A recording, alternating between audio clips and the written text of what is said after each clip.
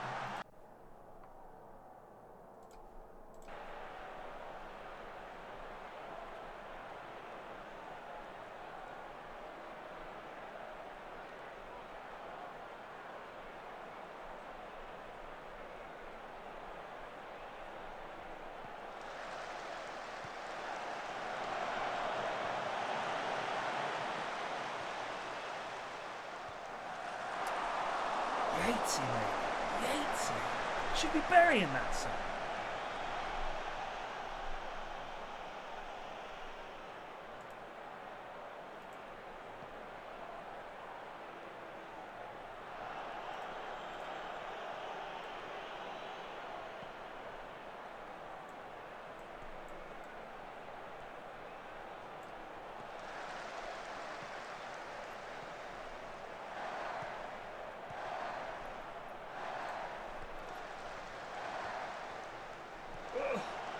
Word, Trudy.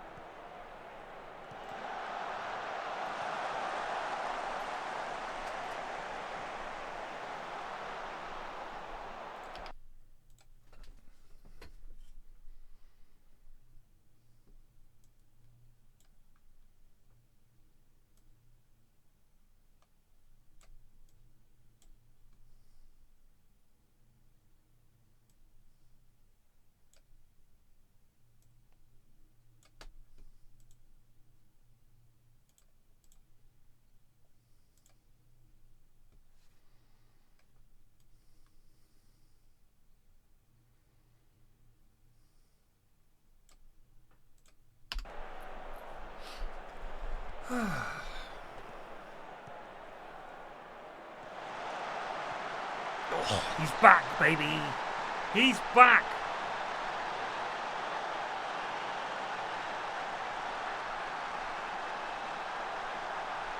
Oh, fuck off. God, I'm so sick of that. FM24 should come with 25 or whatever they end up calling it.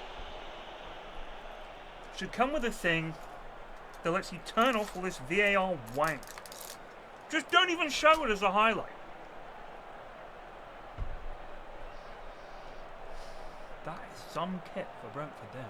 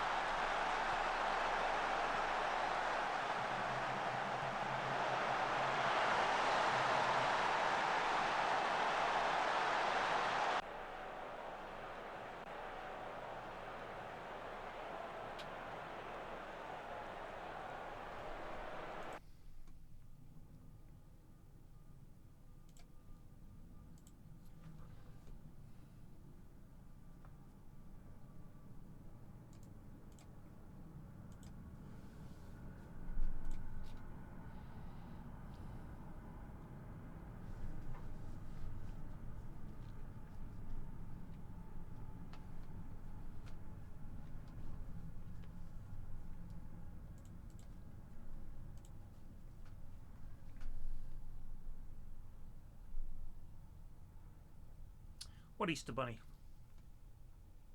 Oh, you mean because I'm an egg? Is that what you're saying?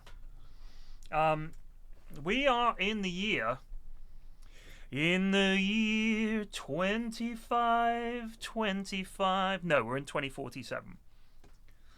If man is still alive, if woman can survive, they may find. Ton ton ton ton ton. So Troon is having a great season. He's actually been surprisingly good. He's just quite dependable. 12 goals, 11 goals, 9 goals, 12 goals. He's not great. I mean, he doesn't set up many, but he did set up 17 goals in total there a couple of seasons ago. The thing with Troon is that I play him as this ramdoid so he can go wherever the fuck he wants. And to make up for it, Hazard is like probably one of the most creative players in my entire team. I mean, he's played 11 games this season and set up 3 goals. Last season, 46 games, 51 actually, and 26 assists. This lad's absolutely, incredibly, insanely, madly good.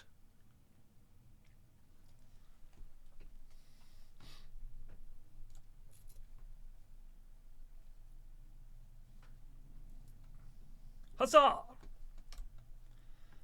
We have not lost a game. We're on a 20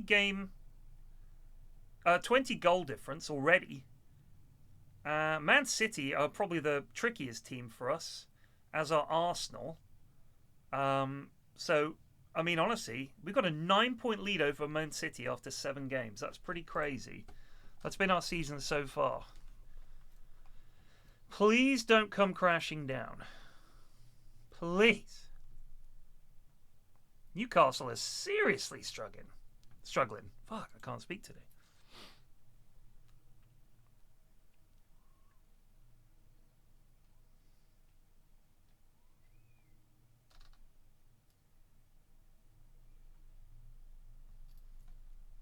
Yeah, the Prem's... So, I'll give you a rundown of what's different. West Ham have been great. Competitions, domestic leagues. So they won it in 2040. They won it in 2036. Came second in 2037. Won it in 2038. Second, first, 7th, second, and then they've dropped off. So West Ham were the club in the Premier League for a little while there. I think they never got a Champions League win.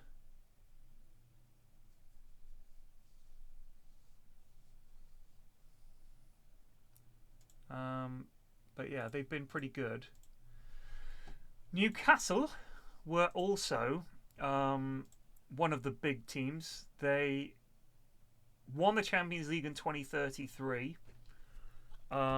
We knocked them out the last couple of years. And in the league, they won it in 2031 and in 2028. And then they've been... I mean, this is, they're threatening. They're good. But this season, they're having an absolute mare. Not sure why.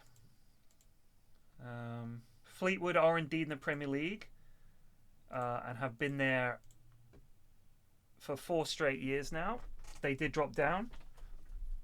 Came back up. I don't know how they've done this. But they've done it. It's pretty incredible. Burnley are a pretty steady Premier League team. Man City have been all over the shop. They were 1, 2, 3, 4, 5, 6, 7 in a row. And then they won it. And then they won it the last couple of seasons, which has been frustrating because they just spent all this money to have all these insane players. But it's okay. Bournemouth are pretty steady. They did have a drop down. They're all right. Birmingham have been a real yo-yo team.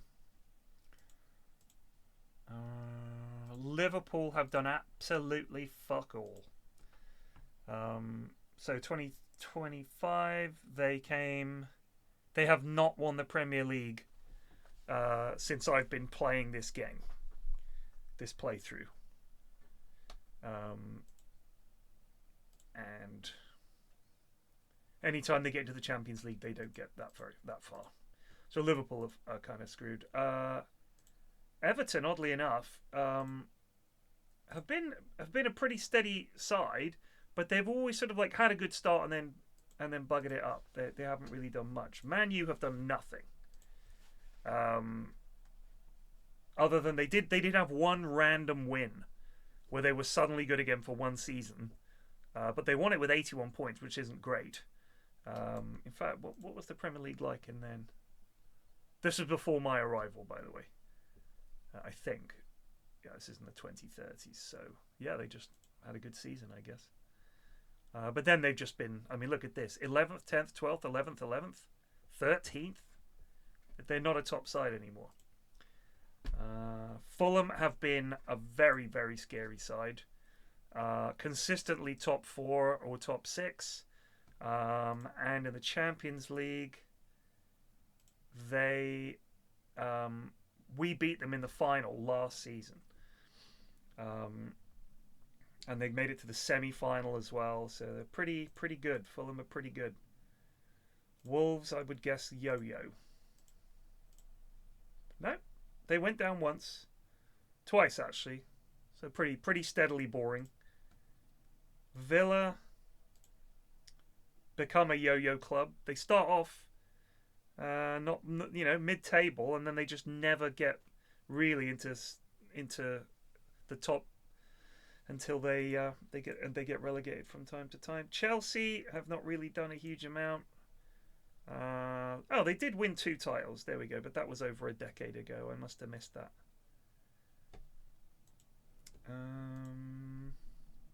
Brentford have been pretty solid, but they solidly shit, I would say. They did okay. They were doing all right, and then they just fucking fell off a cliff. They don't have rich owners, I don't think. Cardiff, I think they came up this season, or a couple of seasons ago. Yeah, they're not great. They're pretty yo-yo-y. Fleetwood have been in the Premier League 5 seasons out of the last 7. It's quite impressive. Starting off in League One, making it all the way up to the Premier League. Newcastle were the dominant force in British football for a wee while there. They were one of the best, and I think they won it once. They won it after beating Chelsea, but yeah, they've been okay. Newcastle, West Ham, yeah, Brighton have they've been good. They threaten, but they don't really seem to do much. See, they came second about 8 years ago. They're close. They're not quite there. Had a terrible year last season. And Derby, I guess, got promoted this season. They made it up in 6th. So Derby could be on for repeat of their feat of being the worst Premier League team in history.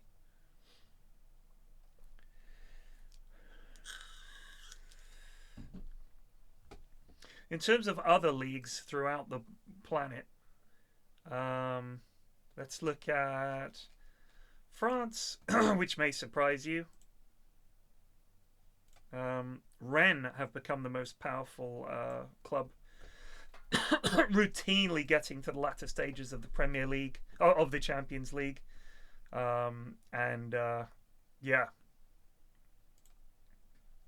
So they've won the top division, La Ligue, Ligue 1, quite a few times, and for the Champions League, they've come close. You know, they're going deep, but they've not won it yet. But Stade Rennais, one of the big clubs in France, pretty crazy. In Germany,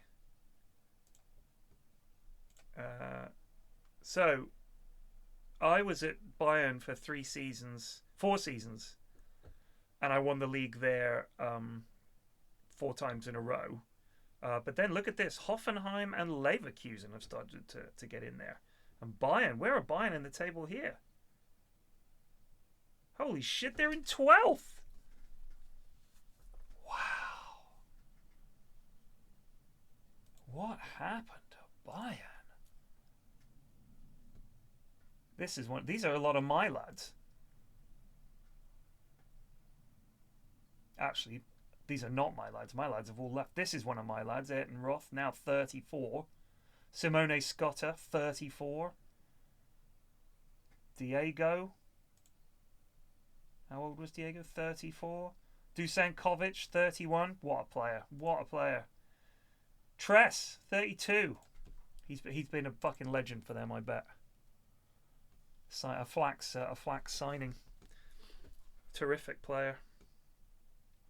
So they are kind of in the shit. I think in Italy, I think it's just been Inter the entire time. Oh, it was. So this is how the game starts. It's just Inter. Then AC won it a couple of times. Back to Inter. Lazio won it. AC Milan, then Fiorentina. Where's Inter? They're third. Who's doing this for Fiorentina here? Oh my god. That lad's amazing. 20 finishing. Oh, this lad. I tried signing him. He's too expensive. This is a good team. Holy shit.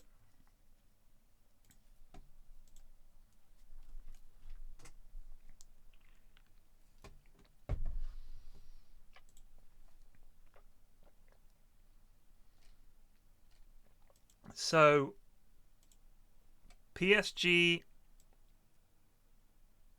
basically won it every year. Then Leon interrupted them once. So 2040, so 16 years. So in 16 years, PSG won 15 titles. And then Rennes have come in. And they've now won 5 of the last 7. So they're really starting to fuck with PSG. Adam Lafondre is their manager. Holy shit. In fact, that reminds me, I don't think I've seen who the managers are in the Premier League.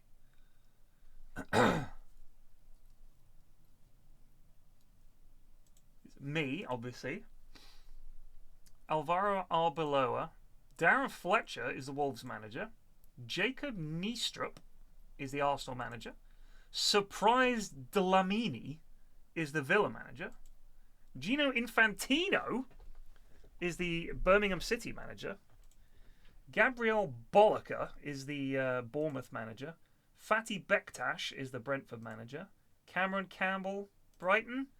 Jurgen Mathey, Burnley. Philip Larson-Bowden at Cardiff. Marco Cerna, these are made-up lads at this point. Scott Bain is manager of Derby. Israel Del Real. David Carson. Michael Skubala. Ben Mee is the Liverpool manager. Wow. I'm an absolute fucking legend, by the way. I'm 71. Eddie Howe hates me. Eddie Howe, who is currently a free transfer. He's one of my adversaries. I don't know if that's worse than rival. Adversary and rival and distant. Distant is the deepest red. Is rival worse than adversary? Yes, I've been playing this, as in the last month has been spent streaming this playthrough. Yeah, it's 2047, whatever it is. I've had quite the career. Started off at Notts County.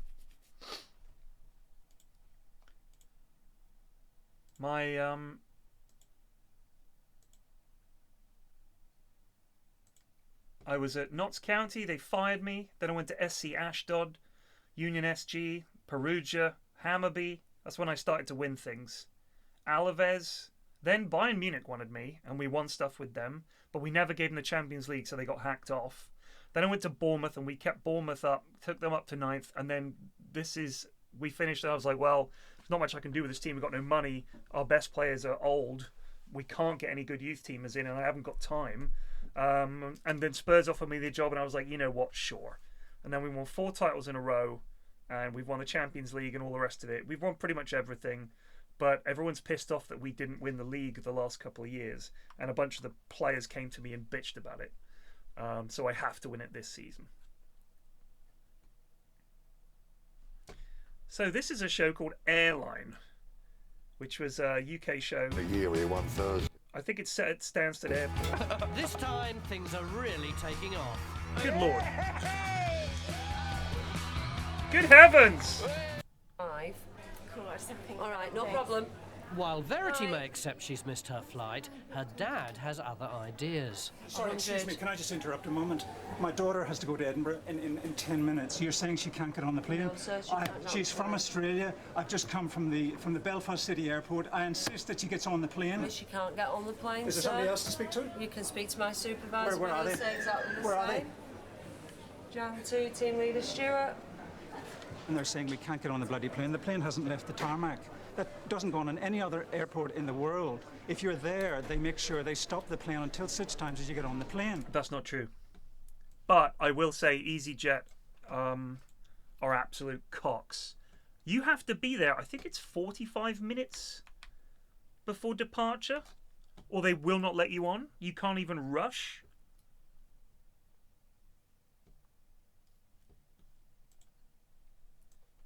Like, if you check in and they're like, you've only got 40 minutes to get through everything, I've definitely been in a situation where they've sort of either held up because they know that we were held up by something. Like, I've been on a connecting flight where the majority of people on the connecting flight were taking the same plane.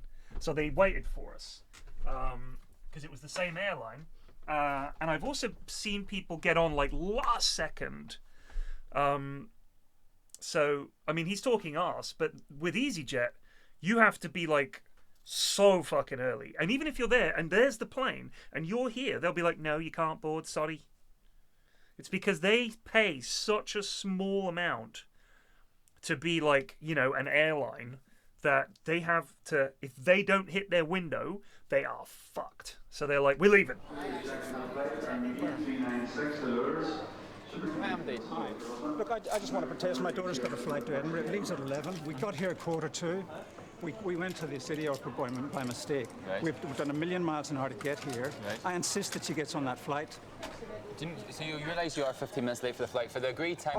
I understand that. So you do agree whenever you book the flight, you agree to turn up with the 30 minutes. Just let me finish for 1 second, please. This is not EasyJet. This is HardJet. It's not at all, sir. All we're doing is asking you to turn It's up with 30 minutes. HardJet. It's not a problem now. We didn't read the fine print. Verity needs to be on the plane. Somebody's waiting for her. We've just rushed from the city airport. We're both jet lagged. So what's the problem? The process to get you from I understand about the You do process. understand I've just explained to you about our situation. Right. Do you ever make exceptions? Have you been to other airports internationally? I've actually worked in them You as well. have you? Yeah. And you know that they keep planes back if somebody isn't on board? Not all the time. They do a lot. Not all the time. If we would actually go on board, I'm sure, and ask those people, they would say, no, we don't want to wait in case our flight's delayed, in case we have to sit on the tarmac for hours. They would say no. You don't know They that. You haven't complain. asked them. And no one's going to, because the plane is now on its way to Edinburgh. Since his daughter has definitely missed her Edinburgh flight, Peter is taking time out to calm down, although he can't quite let go. Yeah, they definitely don't fucking go like, someone's not here, we better wait. We'll be able to get you somewhere. But you're not going to get to Glasgow. She's got somebody to meet her in Edinburgh, okay? Well, we can get you to Edinburgh today. You said today. We can do that as well. What time? Well, if you just let me go to the system, we can And I'm not definitely paying any extra money, okay? That's not problem. We can get you that. What time? They were very intransigent about it, which is very northern latitude anyway, isn't it? You can't bend the rules. The plane hadn't left, even after I spoke to the supervisor, was still on the tarmac. I think it's an incredibly black and white stance to take. Is it true that in Glasgow, is no good to you? Is it flight at 4:23? I don't know how far away it was around Edinburgh. You're sort of going from airport to airport for around 45 minutes. Okay. So can I just swap the flights over? We'll better get you onto that. I'm really sorry about that. It's just... You're okay. I understand the last situation few you've been in. weeks And obviously, you've endeavoured to try and get here as quick as possible, and obviously to make the flight. Hence the reason why we're going to do the change for you.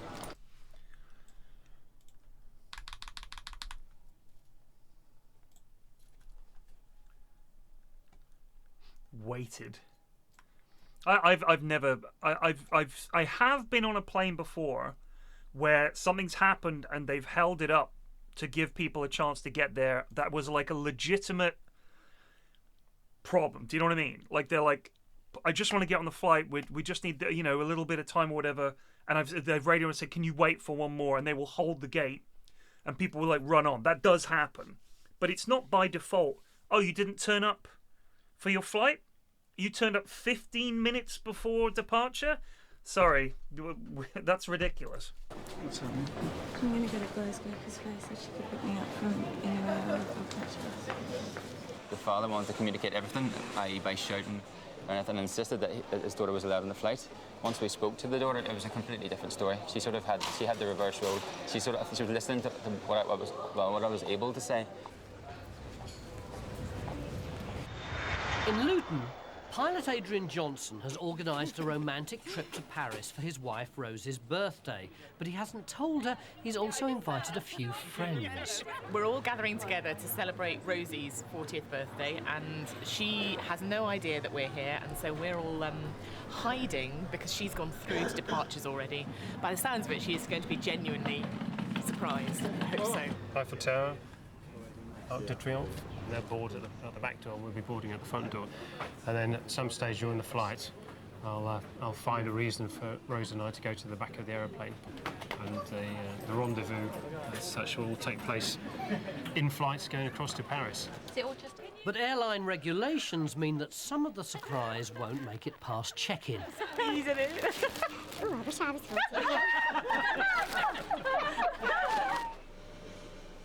The Morris family have arrived at Belfast International for their flight to Luton. They've got their passports, arrived on time, and the booking's confirmed. But there's a big problem. Are you saying we're not getting on the flight? We're booked on? Unfortunately, sir, what it is EasyJet have overbooked the flight. Yes. We have asked for people to do it like a voluntary offload the whole way through the flight. Yep. Unfortunately, no one was willing to do that. I'll tell you how to resolve the situation. You go upstairs and you keep offering money until people offload. Unfortunately, we have done all that. We've gone through that process, sir, and How no much one are we is offering willing. people to It's £100 per person. £100. Try 200. Unfortunately, I can't get the authorisation to offer any more money. Bear with me one moment just to see what availability I can find for you. They've told us that they've cocked up and booked too many people, and they're offering a mealy £100 to step people down. That's not going to get anybody to step down. Emily, how many seats were left on the flight? We have 3 seats available. Would you take the 2 boys and my wife then? There's 3. Right, okay. Yeah. Do you have any bags? What a soul. Later today, they're booked on an onward-bound flight from Luton to Geneva. Bimzu, I don't know if you can buy FM24 anymore. They're going to remove it from the Steam store or something, but they've extended the amount of time it's available for because obviously there is no FM25, as I understand it. Now, I'm playing this with a mod called FM Tweak, which makes the match engine better and more exciting. In fact, there's probably a new version of it that I haven't installed yet. I might have a look at that. But it's the reason the match engine has some cool goals and looks, to me, way better than default FM is because of the FM Tweak mod. And I don't know if that works on 23 or only on 24. Now, I've got a month's worth of play out of this, which I would previously not have lasted this long in FM. I've really enjoyed doing this career mode, and I've had fun with it. I think it's, with FM Tweak, is one of the best FMs, but it still drives you up the fucking wall. I have no idea when or even if another version of FM's ever going to come out. I mean, who really knows? They might just fold. It's been that, for a company that always puts a game out every year, are they going to be allowed to just put out a terrible FM? Because it's going to be shit. Like, I'm not being funny. It's going to be shit. Whatever they produce. Because it's delayed and they've never used the engine before and it's been such a massive nightmare for them. There's no fucking way. No fucking way that this is like going to be good. You know what I mean? It's going to be shit, isn't it? Let's just be real. This should be the start of a 2-week adventure holiday in the Alps. It's just not the type of adventure they had in mind. You're in the middle of ruining our holiday at the moment. No, I've had Half the longer family's saves going than on. this, The I other think. half has to try and find it. Right. At the moment, the only availability I do have is tomorrow morning. It's no good me being accommodated for tomorrow morning. If you can't do anything, I'll look after myself. Just consider yourselves, dump me, it's okay. I'll look after ourselves. Sir, if you would write into the easyjet.com website, You'll hear and from I my will... solicitor, you won't hear from me, Well, from sir, my I will inform...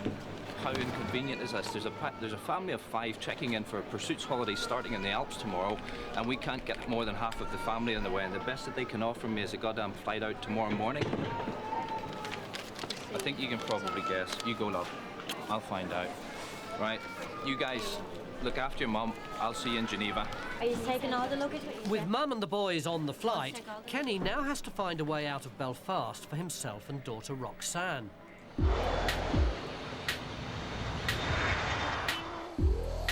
In Luton, Adrian's birthday surprise for wife Rosie is in danger of being blown. She's chosen a seat right by the door in full view of the tarmac. So it's up to Adrian to keep her talking as her friends sneak onto the back of the plane.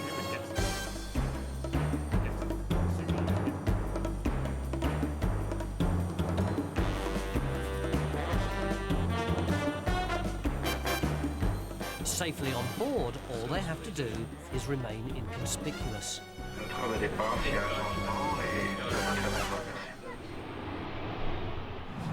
Wander down the back. Yeah. Do you know where stuff? I know the girls down the back, so I'll just go and say hello to them.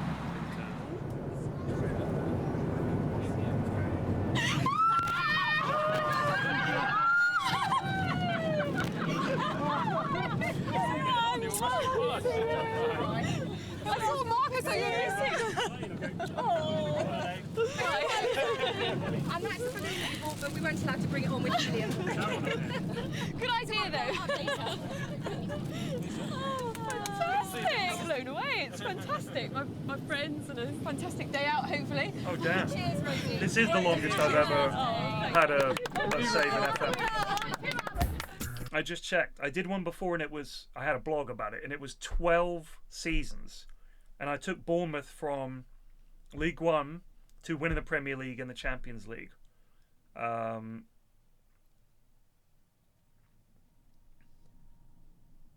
So yeah, this is my longest save, because I've done fucking 20 seasons or whatever. 20, 23, 24 seasons. Pretty crazy. Having watched his wife and sons leave for the family holiday, Kenny Morris is still trying to find a flight out of Belfast. All right, thanks, Julio. Bye-bye. Got to take a taxi back into Belfast City Airport. She's booked in confirmation. I'm on standby because the flight's full, but I'm hoping maybe I can, well, hopefully we'll see if I can get on to it. As they head for Belfast City Airport, Mum touches down in Luton. I felt it very unfair that a family of 5 were asked to be split up. I spoke to people where I was waiting to board who weren't aware it was overbooked. It's not an ideal way to start your holidays. Shit. Not Trooney.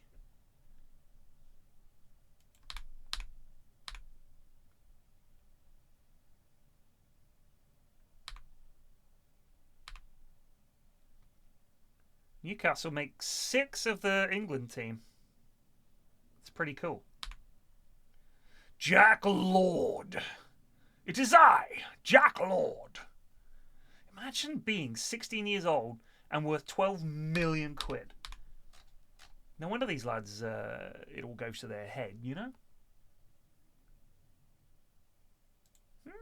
Needs more first team football, does he? Interesting. Tottenham have paid Man U £0 as part of the Paul Mooney transfer deal. Oh, gosh.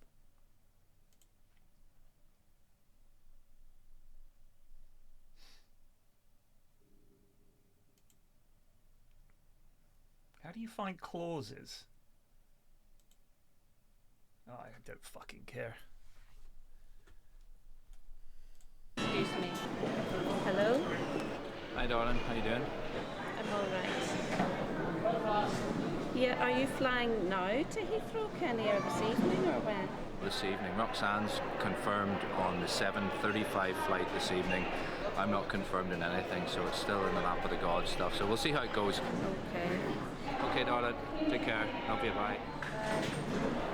Okay, let's see what goes next. It's hard to find words, isn't it, really? I'm trying to put a brave face on it, but it's quite upsetting, really. I have made a peaceful and legitimate request. And I'm not enjoying it, really. Half the family head for Geneva, while Kenny's left waiting for a seat. I'll go stand by in this one, then there's the 7:30 one where Roxanne's definitely on. So I might get there before, or I might have to hang around and bite my nails. So we wanted an exciting holiday, but that's not actually what I wanted. Maybe EasyJet were listening too much to us about wanting an exciting holiday. The problem is then they're booking with like BMI, like all of these, I'm not being funny, but all of these shitty airlines, and they are shitty, like EasyJet and BMI, all these other dickheads, you're basically fucked, aren't you? Yeah, I think you're right, Katawi, actually. It is a finances thing.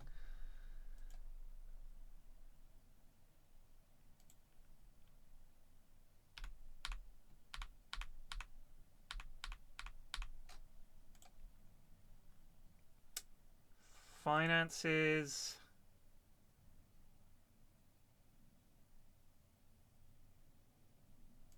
Sponsors and other. Projection. Salary commitments. Summary expenditure income. Debts and loans. Transfers. Transfer history.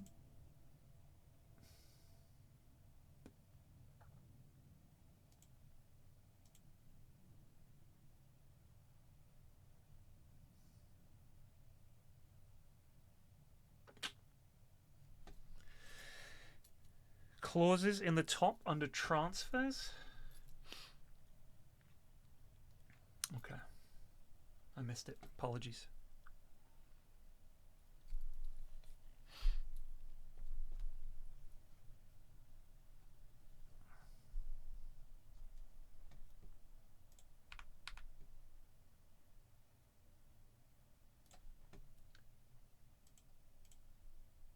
Oh yeah. Clauses.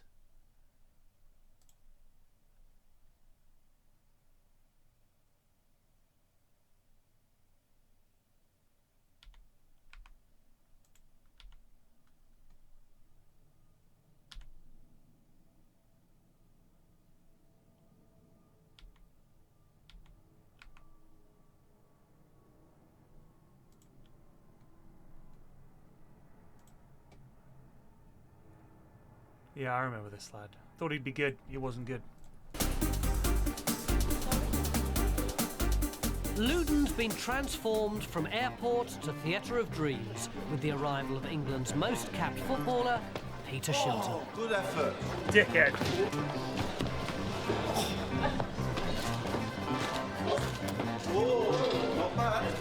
It's a bit of football fun, but if passengers can score 2 goals from 3 shots, they win a free flight. Although for the staff, it's all about putting one past an England hero. He's a bit good, isn't he? Customer service agents Joe and Scott are aiming to restore some penalty-taking pride for Team Orange. It's now down to another How far have airline you to fallen save Kenny's holiday. As a celebrity? How far have you fallen? When you were, you are England's most capped player, and you know, a pretty legendary goalie in his day, Shilts. And now you're at like fucking Luton Airport or wherever, saving penalties in like a little corner.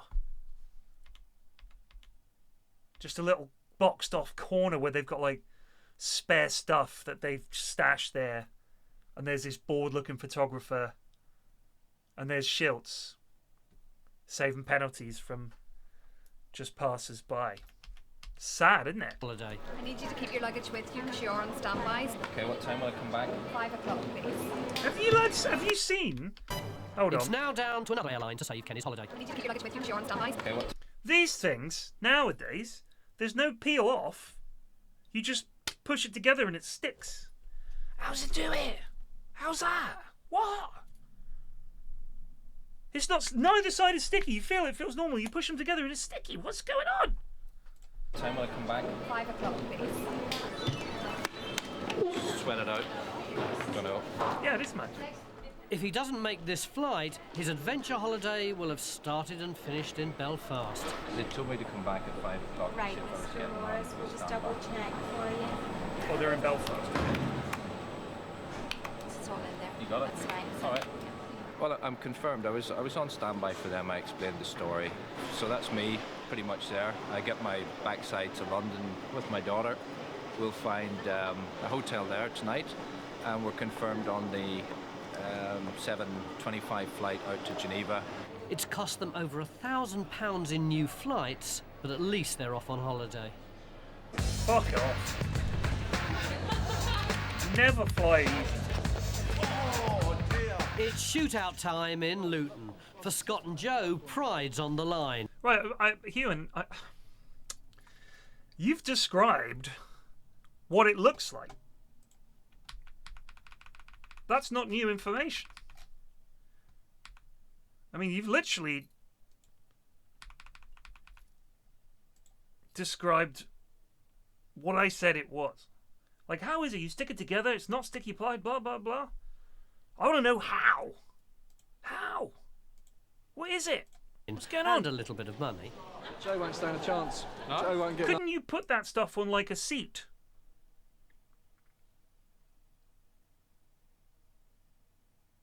And I can lay money on that. You won't get one. Tenner. Oh, Scott's well up for it.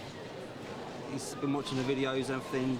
1990 World Cup. He said he's going to go for the left. He said he's useless on the left. You don't stand a chance. They ooze confidence.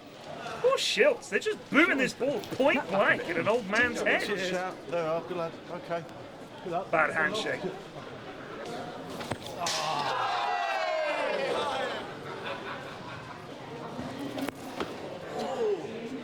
Bit of power on that one.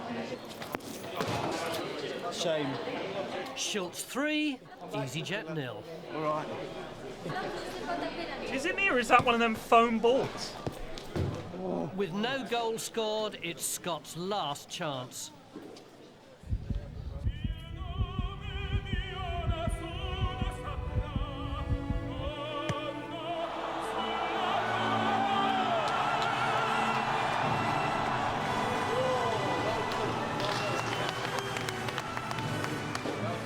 Thank you.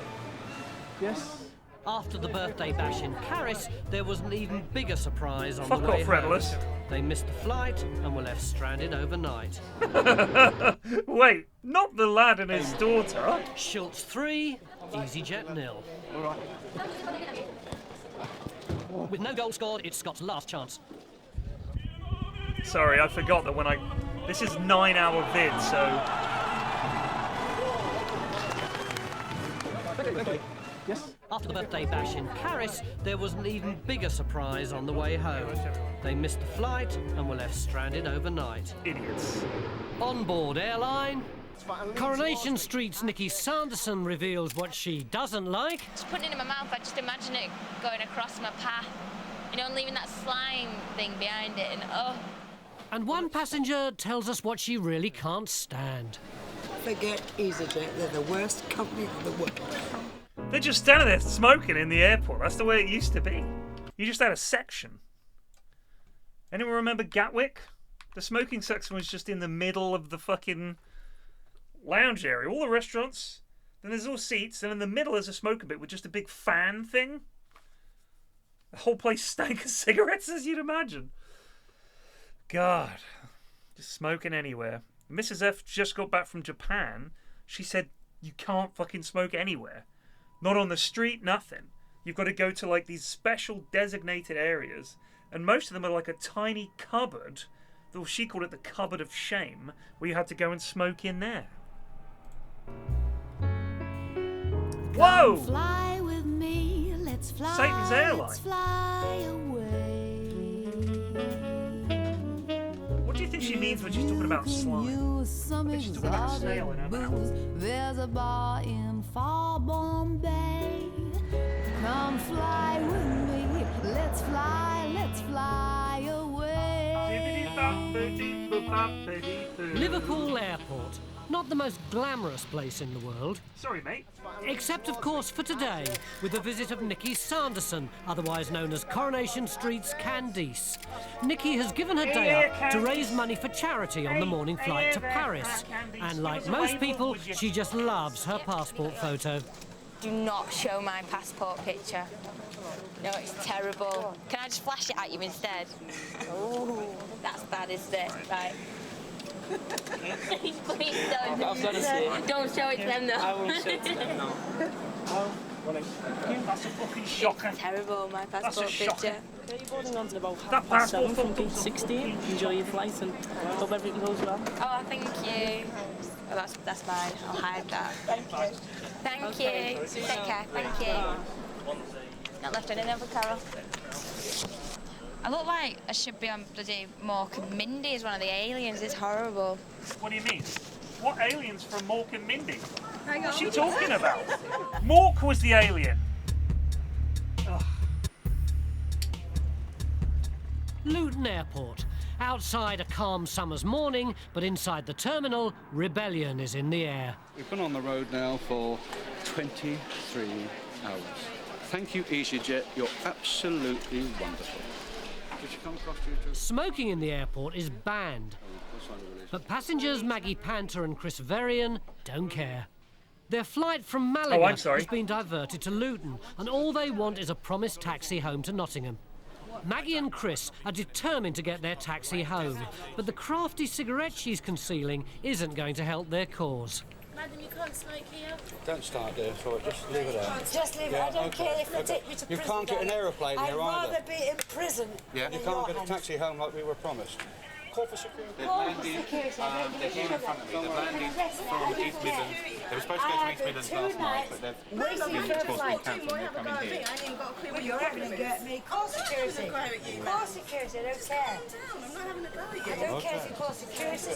Boomers. I love this one lass in the middle, fucking loving it. If you arrest me, I'd rather go to prison and have some food. Excuse me, madam, can you just put your cigarette out? Don't you stop. No, I'm not. I'm just saying you need to put the cigarette out because we have smoke sensors and it will affect the whole building. Well, let them go off then. Give the publicity to you. No, they're right in front of me.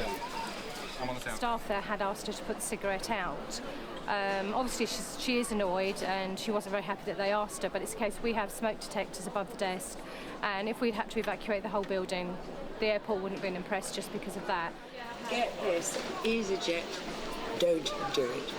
Forget EasyJet, they're the worst company in the world.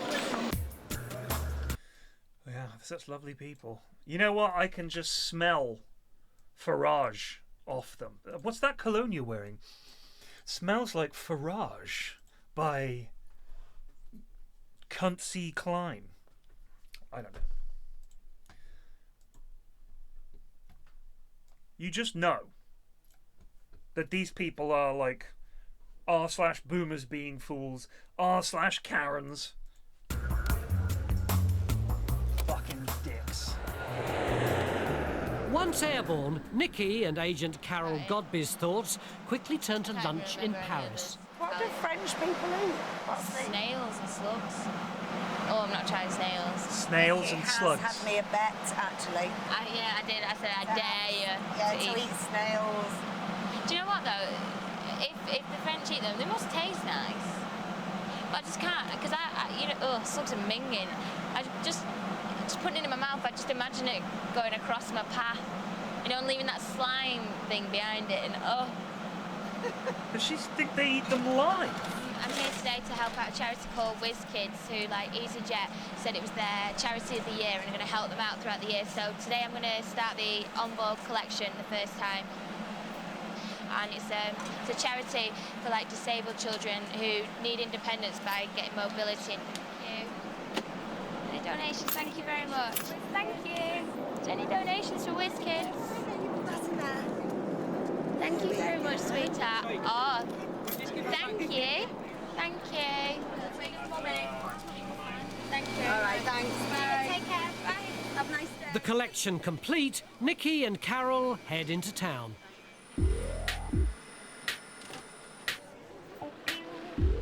They might have put their cigarettes out, but Maggie and Chris are still smouldering.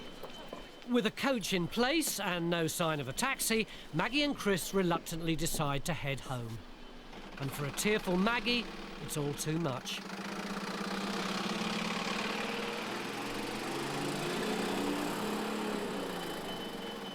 That coach don't sound good, does it? Yeah. Just turn it off. Turn it off altogether. Belfast Airport, but passenger Judith Brennan is going nowhere. Judith's citizen's identity card has vanished at check-in. She says she placed the card on top of the desk. No, but down the side of the belts or something. In this wee gap, there's nothing there, Stephen. We've been looking. But when passenger service agent Jordina Annis went to check the card, it had mysteriously disappeared. Team leader Stephen Smith is baffled. Can you do me a favour? And I know you think it was up here. Can you double check your handbag? No problem.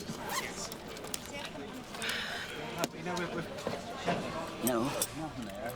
It's not there at all. No, not my handbag. Check me purse. This one smell behind it, you know. This is definitely a first. You saw it on top of the counter. Have you any idea where it could have... It's just left it straight down? Yeah. Right, okay, I'll go and ring EasyJet and see what we can do here, okay? Probably on its way to Fallaraki.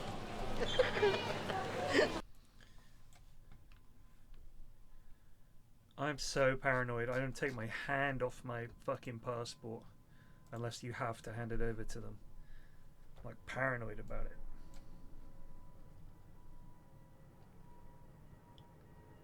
I don't care. I don't care. I couldn't care less. No. That needs work. What are you looking at? The fuck are you looking at? The fuck are you looking at? What are you looking at?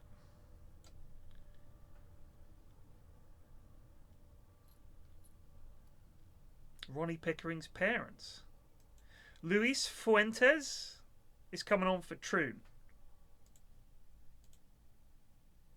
Let's give him a go. See what the kid's about.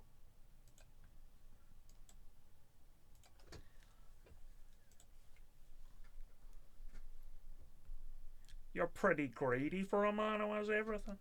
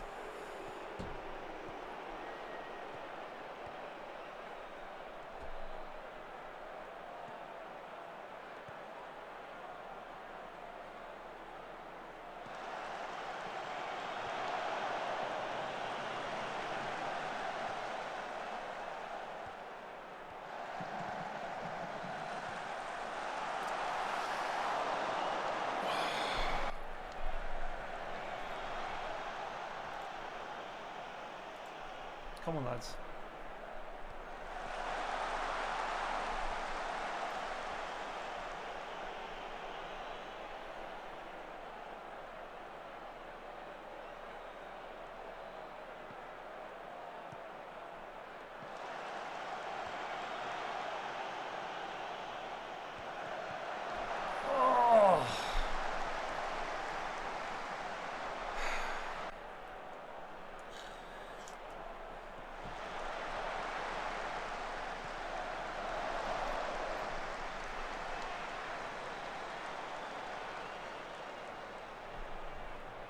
Fuck me.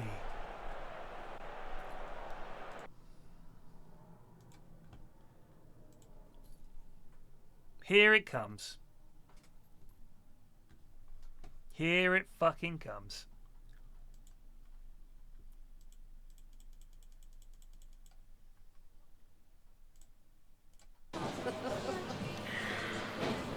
I don't laugh, I'll cry, so...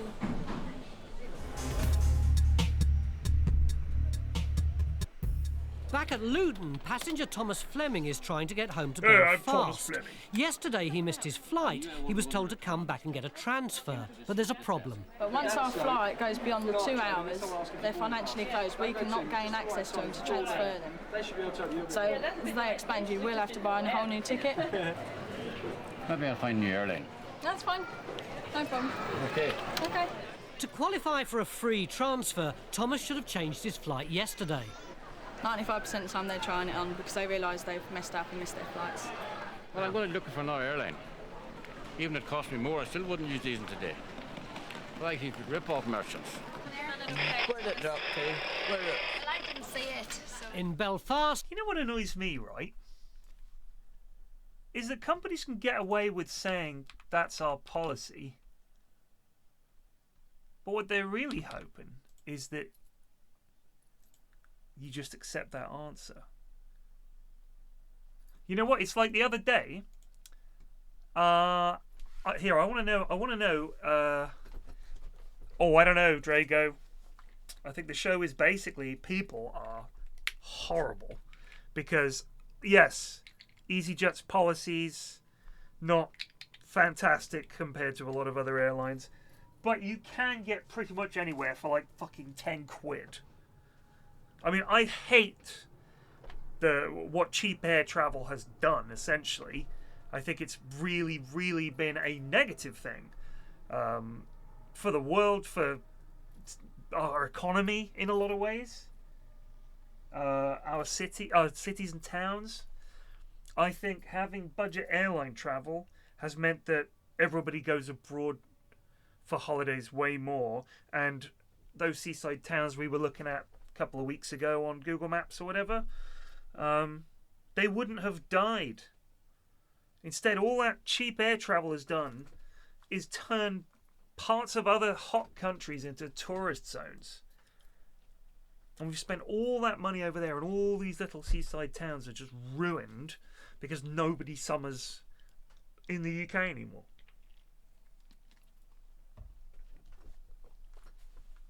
They all fuck off. But the thing is, if you say cheap air travel is bad, it sounds like you think poor people shouldn't have good holidays. And that's not the case. Everybody deserves a great holiday. Everybody works hard. To spend some quality time with your partner, with your family, with your mates is reconstituting. But we shouldn't be taking this many fucking holidays abroad. Think of the fucking pollution alone. I don't know if you know this. Maybe it's a bit late, but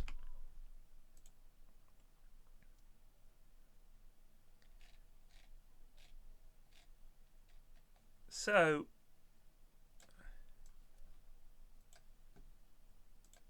that's Flight Radar 24, right?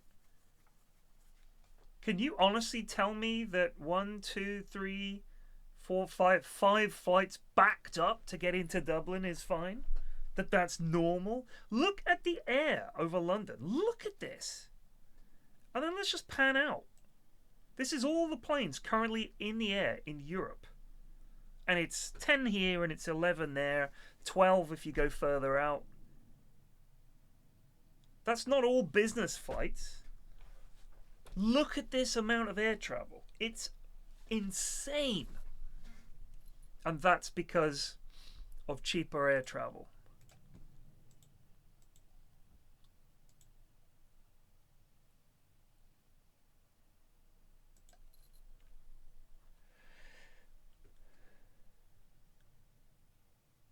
Oh, really? So it's even more planes then?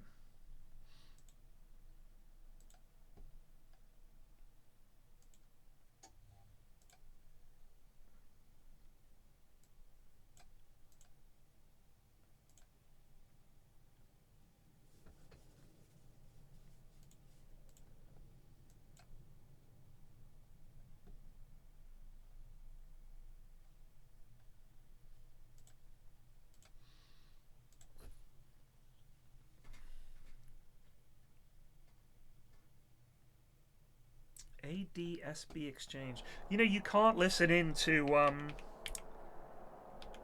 air traffic control or whatever. Do you know what I mean? Oh, I'm not on this website, so I'm not going to do it. You can't like listen in on the control tower and the approach because I'm right here. You know what I mean? I can practically hear them on their bloody blowers.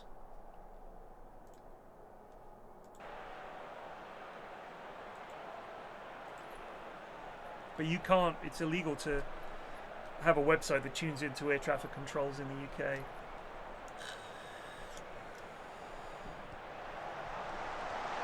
Flight Tracker did show a military plane the other day. It shows up with a different picture.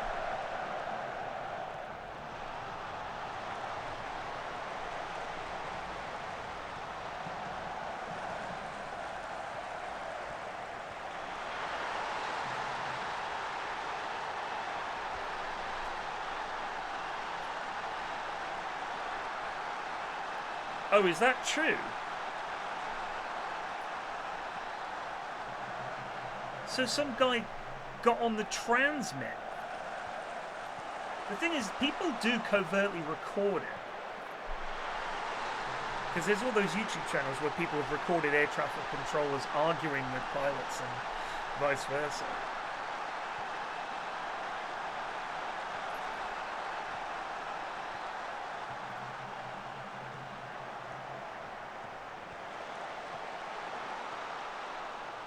I mean, I'm pretty sure that if you're flying in civilian airspace and it's not wartime, you need to have your transponders on or whatever. Because believe it or not, the rest of us we're not on patrol. We're just trying to get home for Christmas.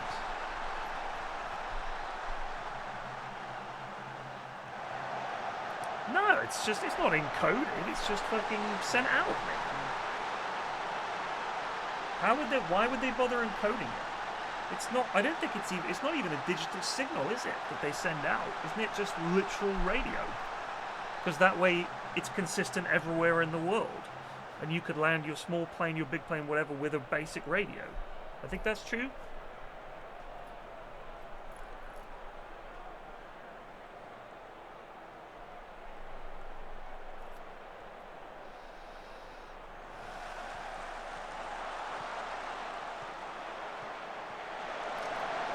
Yates' fucking past it. What's going on, Toby Yates? He's fucking lost it.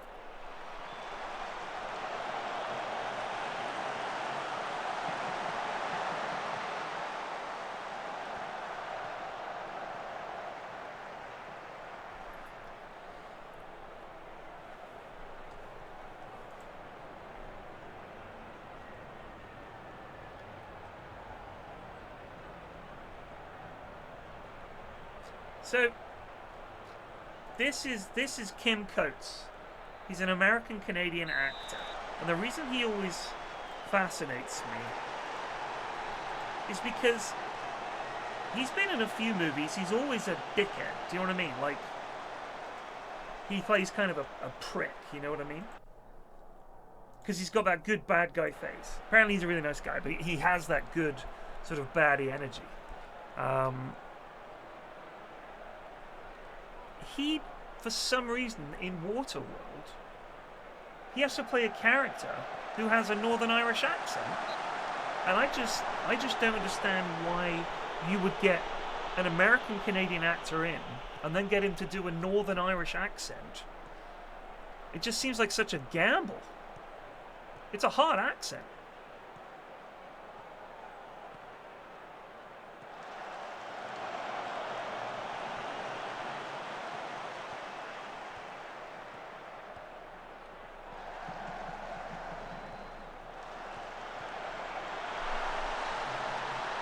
Paper. Paper!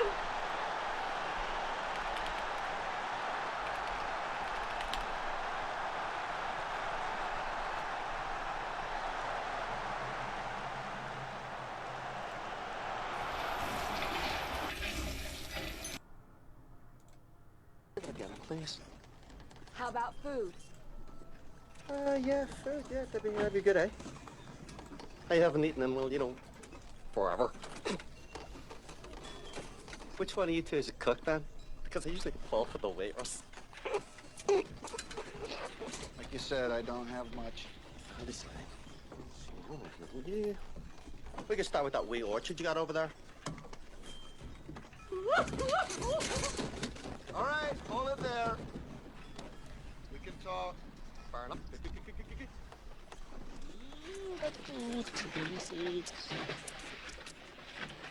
Nice rod, isn't it? I like that rod. Nice rod for my favorite.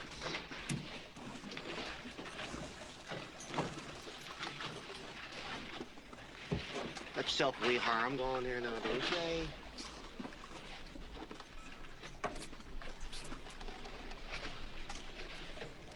What you want for the women? We're not for sale. Not for sale. I mean, there's no such thing as not for sale. Not for sale. Not for sale. Eh? I mean, that's awful. Are they a pair, or would you consider selling them separate? No.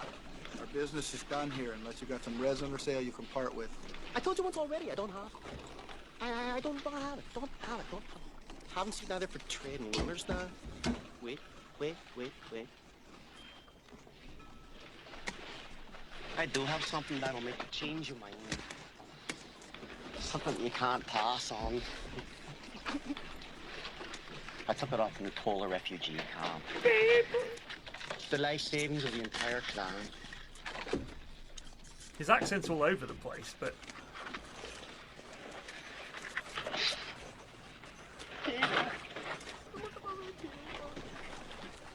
Paper! Have you ever seen paper? Look at it. Smell it. I've been saving it for special trade. Don't you do it. Wait, maybe I'm talking to the wrong person here. I mean, whose boat is this anyway? I mean, is it your boat or is it your boat? Is it your... No, it's his boat. But he doesn't own us.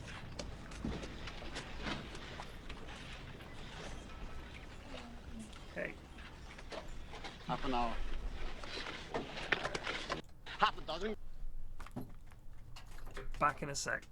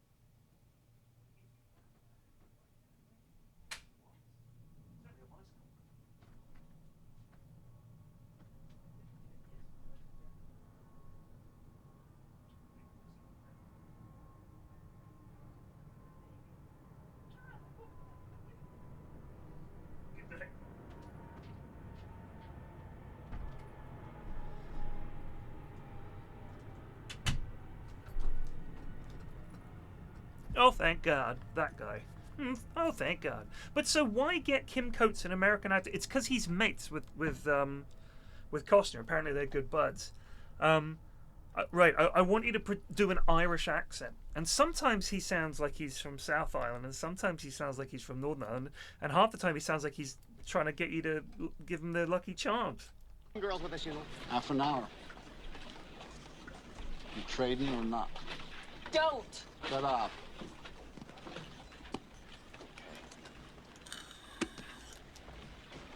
"45 minutes with the wee one. I like to do the talking, if you know what I mean. No. Come. Far enough, good. Do as he says. Oh, I missed the line. You're pretty stingy for a man who's got everything. That's the only thing that I like that he said that I thought that kind of sounds like it could be an Irish accent. So I know with Waterworld,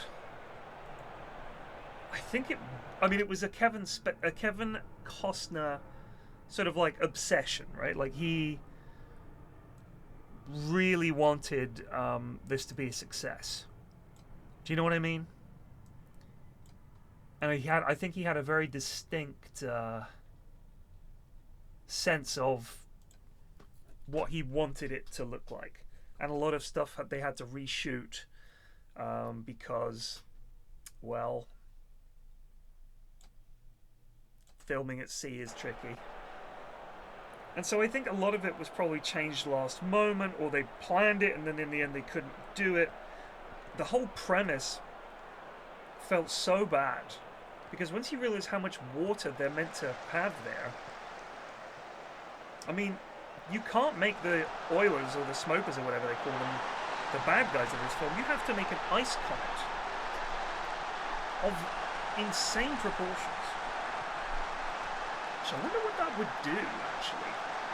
Like, I know we're inching slowly towards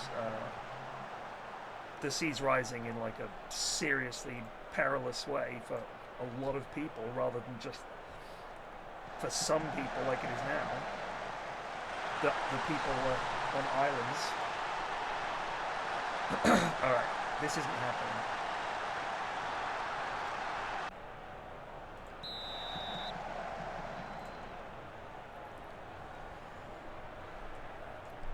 They had an atoll. The atoll that you see in the show in the movie is actually built on water. It wasn't a set that they'd flooded. They built it on the ocean. And a huge storm came along and washed it all away. Can you imagine $100 million Waterworld cost? And we couldn't believe it.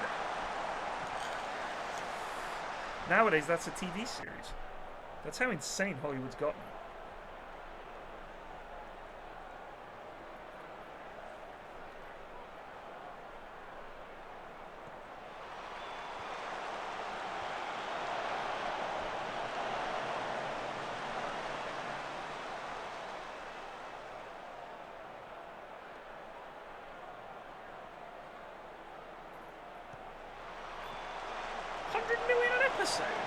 What, for the Lord of the Rings thing? Christ. Baffling. I mean, this is what happens when you have far too much money. Do you know what I like is? Apple isn't even making money from Apple TV. They're losing $1 billion a year on it, and they're like, don't care. It's quite impressive. And I also think they don't add stuff on there as much. And the movie, I really like all the movies and TV shows that I've seen on Apple TV have been some of my favourites of recent years. Oh yeah, Dances with Wolves.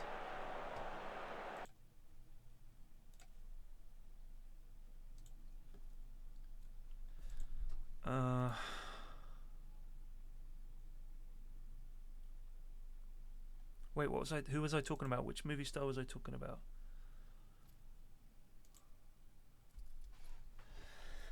Fuck, I was going to look someone up and look at their career because it's going to be bonkers.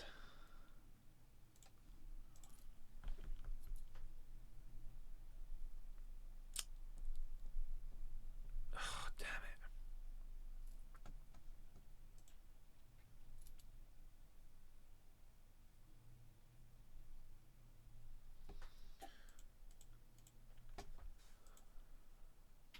Oh, yeah.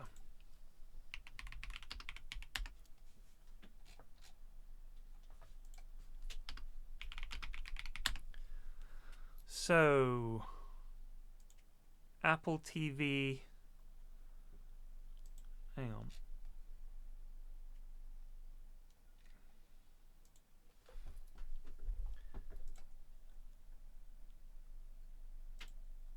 Apple TV. So,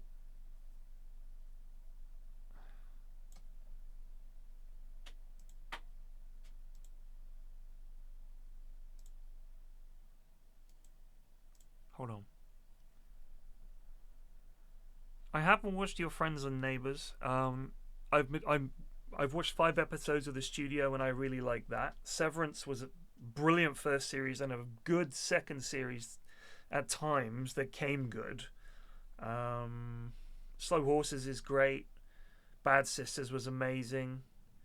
I really enjoyed Dark Matter. Ted Lasso season 1 was great fun. Foundation was alright at points. Presumed Innocent wasn't great. My wife liked Mythic Quest a lot. For All Mankind is pretty decent. It's pretty good. Morning Show, it was very, very good. I liked Masters of the Air, that was good. Manhunt was fucking brilliant. Some of these I haven't seen. Wasn't the Julia Childs documentary? Julia Childs! Wasn't that on Apple? And I'm pretty sure I saw... There was a film about a forgotten festival that took place in New York. It was like a black artists special. I think it won an Oscar. I think it was Questlove, actually, that did the movie. I think that was Apple TV. That was a fucking banger. As a fan of that era of music, oh my god. Phenomenal. They were, honestly, the performers in that era were amazing showmen. June TV show on Apple, it wasn't great. It wasn't great. In fact, I didn't enjoy it. I didn't think it was Apple, actually. I think that might have been HBO. June TV show, June Prophecy. Oh, it's Apple. I take it back. Well, it's very boring. My wife watched it all. She was like, yeah, it was alright. Not for me. Pas pour moi. C'est pas pour moi. Mystery deepens. There's two sides to it. It could obviously be legitimate, or it's also possible that it could be somebody who's just saying this has happened and it was never in the passport to start with. The gentleman behind us seen it. He was standing behind us in the queue and he seen us actually hand it over. I'm going into the passenger's booking to try and get all her details. She also gave me the name of the third person who said that they saw the ID, and just for security reasons, I want to double check that it's not somebody with the same address, so it's not some sort of story between the three of them. With security checks confirming Judith's story, fellow passenger Michael Elliott arrives to help. Thanks for coming back. We have searched everywhere that we can think of, all the bins and everything. You saw it in the... I'm not disputing that you didn't see it, but in the ID before it went, or in the passport. Send over the passport, yeah. And it just was on the top of the check-in desk. Yeah. And I think somewhere between the handover, that's where it's been lost, I would imagine. Right, sorry, it was just in case you had any suggestions as to where you think it has to be there somewhere. So the search continues. You would see it on the toilet with the waving eye anyway. I open thousands of passports every single day, and normally when you flick through and if there's something inside the passport, it stops wherever there's something, and obviously I just flicked and went to the photo page. There was nothing there. If it magicked and walked away, I don't know, but it wasn't there. But it wasn't in front of the counter, so it's obviously behind the counter or to one side. Feeling that she's a magician and a good one. I mean, there's cables. I don't know. That's such a British way to tell a joke. You say it, no, and then sort of step back like you're gonna leave. I guess it's we're so afraid of insulting someone or annoying someone that we. Truny, can you play on the left, mate? I think you're pretty good on the left, but Vinny, you can play for fucking Yatesy. You can start this game. You start. Vitor, I want you on for Yatesy here. And just go. Just basically play your own game. Just support them and, you know, do what you want automatically, basically. Luis, I want you on the bench. You're going to come on for Cenk. Oh, sorry, Kenk? Conk? I think it was Conk. Oh, Jack Thomas. Jack Thomas was fantastic for us last year. This lad is different gravy, I'm telling you.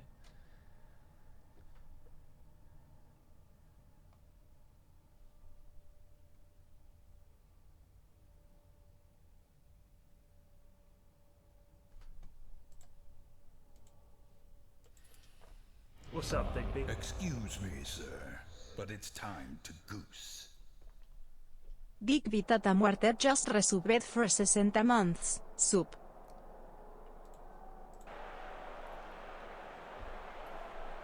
Soup.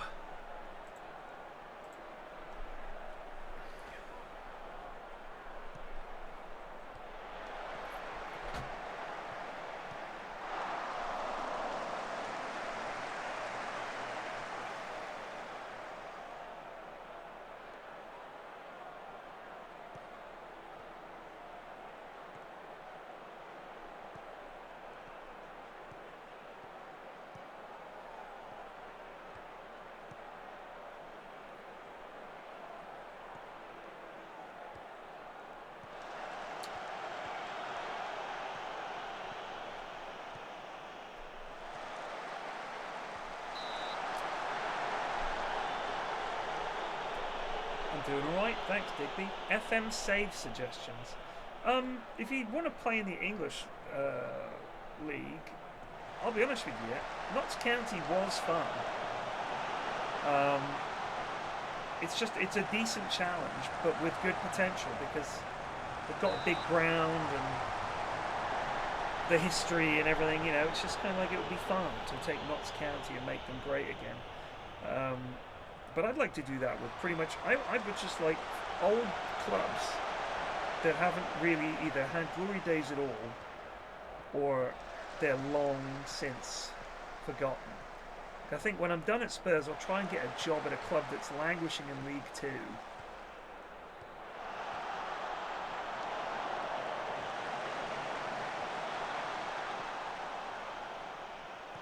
You know, if there's like a West Brom or a Forest or someone like that that's in League One. Oh, what the fuck is happening, lads? Why are we so shit now? Ugh. It's always the way. You lose one game.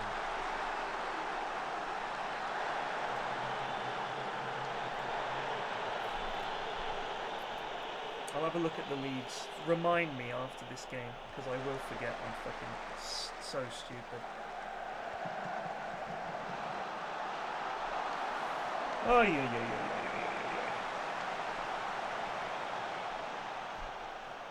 Sheffield Wednesday. Yeah, it's tough. It is tough.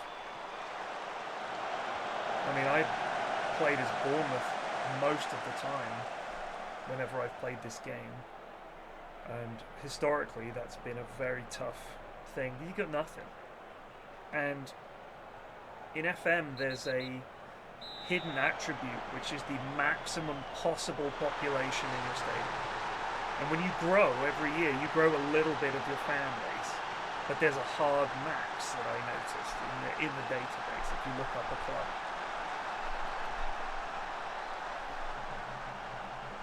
I don't know if that number's variable. Another one of those things we don't know and they don't tell us.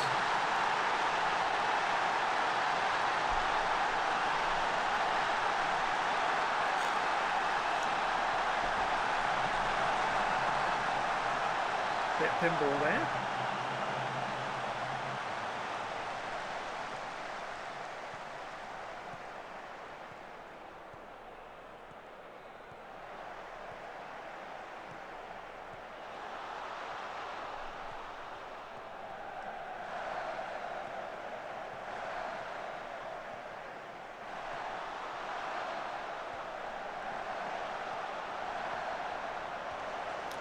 A little bit over elaborate there, lads.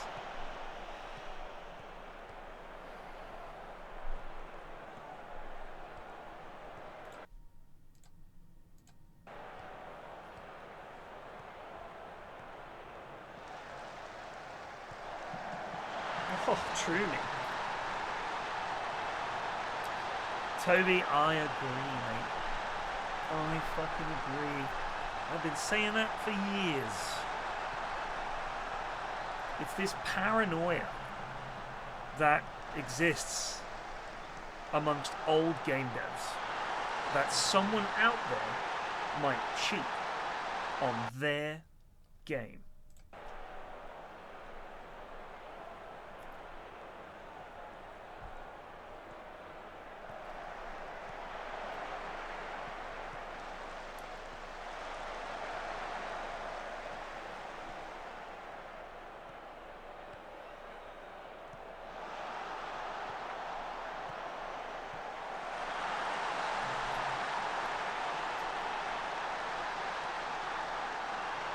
Yep. Yep. And it's not like it's some secret. Like, I feel like they've never... I mean, I've never seen anything like FM Tweak before. So I assumed that FM just didn't allow mods other than, like, people that add Man U as their sort of HUD.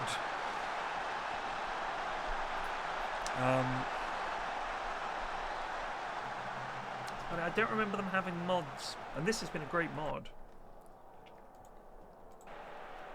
Because again, they're like, we don't want people changing the game because that's not the Football Manager experience that what we've designed.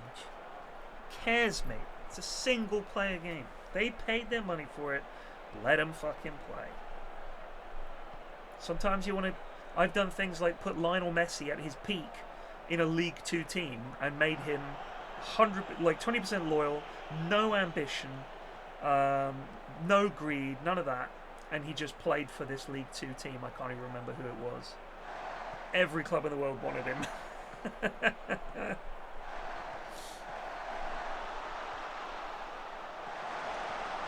Oh, Vinny. Also get VAR out. Just allow me to turn it off.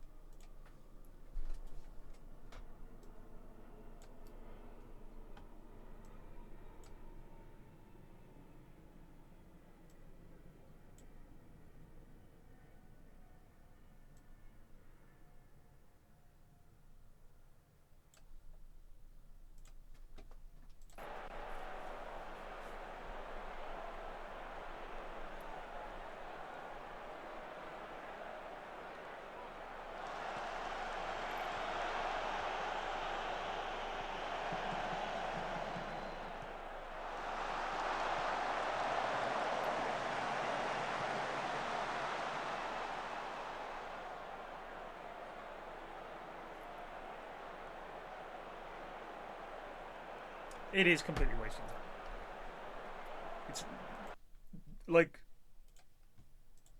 if just have the flag go up if it's offside, and tell me quickly.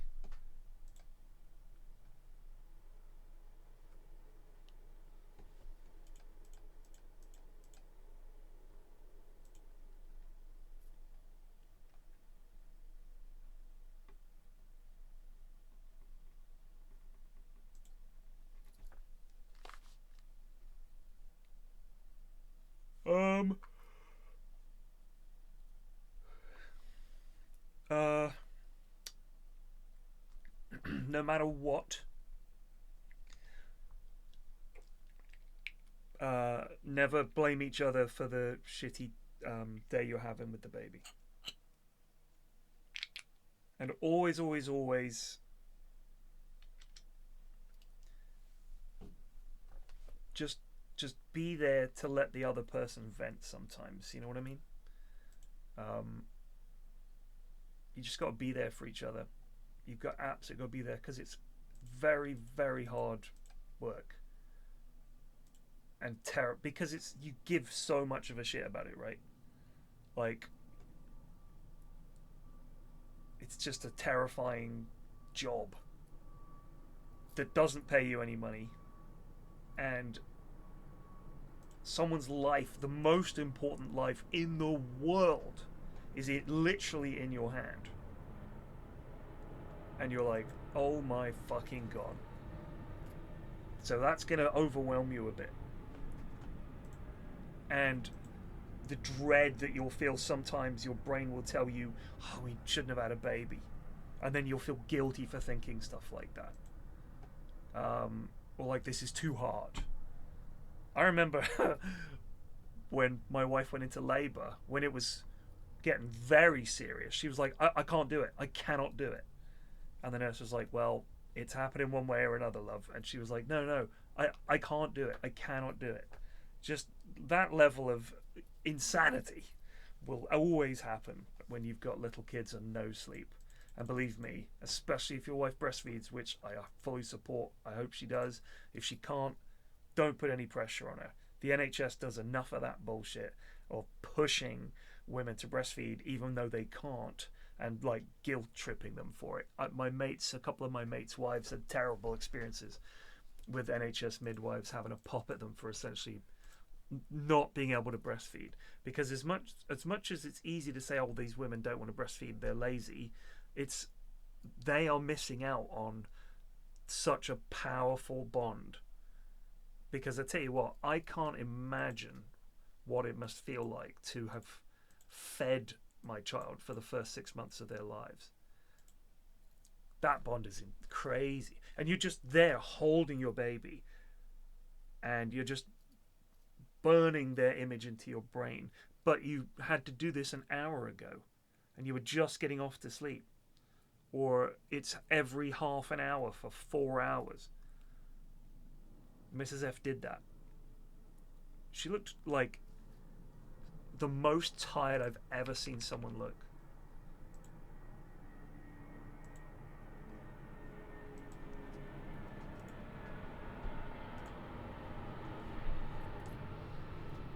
But we figured out a good system for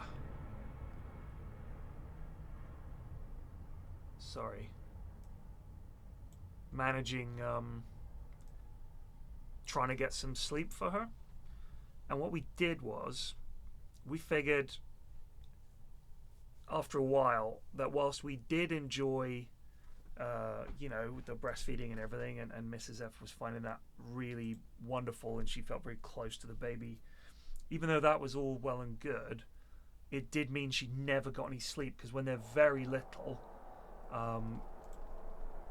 first of all, you just feed them all the time. Like, they are always eating or sleeping or shitting. And then they'll wake up for a little bit and then probably start crying or something, and then you have to feed them, and it just goes on and on and on and on and on. Because, of course, now that they're outside, first of all, they need so much just literal matter so that they can finish building their bodies up, right? But if you think about it, they're used to being fed nutrition constantly. So they're sort of like, if people only ever snack, they can't eat a big meal. Who's booing? What's this hostile atmosphere? But yeah, it's just one of those things where you just got to be there. Everybody needs breaks, and I'm not even kidding. Your partner will need breaks. You will need breaks. But never give up on each other, and accept that this is just hard. And if you have to especially if, you know, if you're not a breastfeeder. You should just suck it up and do all the jobs and do whatever is asked of you. Because otherwise, you're going to feel like a real... This is your chance to be the best fucking husband or partner or whatever.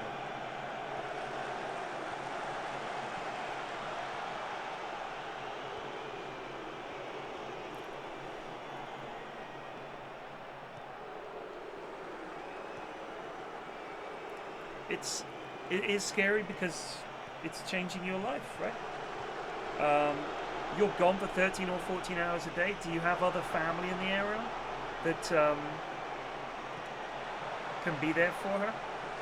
I mean, again, women have been looking at raising babies on their own for fucking generations and generations, so you can be as good as you can, but the point is you going out and working is what's paying for the baby.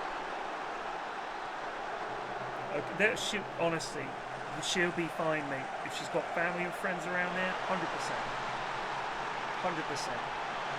And it's just a routine. It's kind of a boring routine, the early months.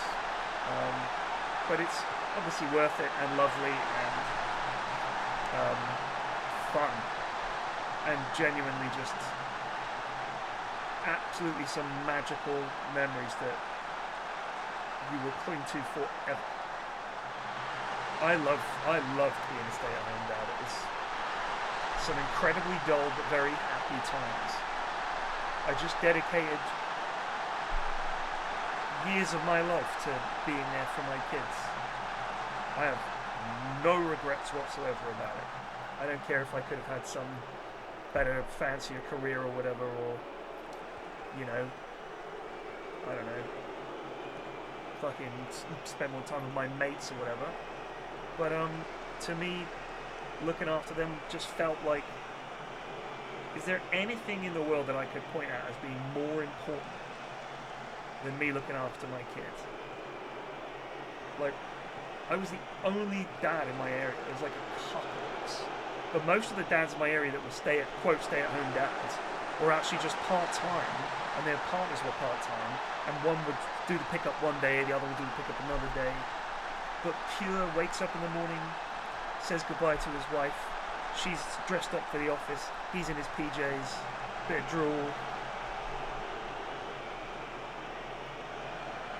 You can see why when women have young children, why they feel vulnerable, most of all, especially nowadays, to being abandoned by their partner and kind of go crazy a little bit. Is because, I'm not being funny, when I was the stay-at-home dad and we had little kids and I would be holding the baby and there's a bit of sick on me and all the rest of it, I didn't look my best, and it's not like I dressed up for when Mrs. F came home, and she was like working in an office, very professional. My wife is beautiful, of course, so she'd be going off to work looking like that. I was like a goblin that worked for her. You gave Dobby a sock! Like, that's how it felt, you know? Mate, you're going to miss out on a lot, but this is your job. That's your job, isn't it? Mrs. F was always sad about that, but all it takes is 2 seconds of thinking about it to realise, well, this is why you're here. It's always earning the corn that puts the milk in that titty is your job. That's it. It's not a man's job. It could be a woman's job. Was in our case. But on this occasion, a man is needed for this job, and that's you. You can do it. And at the weekends, you get to spend time with the baba, and you get to do all kinds of things that you guys haven't been able to do. Repairing shit, having a nice meal together, thinking about decorating, that kind of stuff. Going shopping, taking the baby out together, that's always lovely. Get the baby, get in the car seat, get the little carry case thing that they come in, put it in the pushchair. People stopping, oh, look at your baby! I look in every pram and pushchair, I look to see the baba. I love them. Love babas. Oh, wait, apart from some of them, incredibly ugly, but honestly, you know, it is what it is.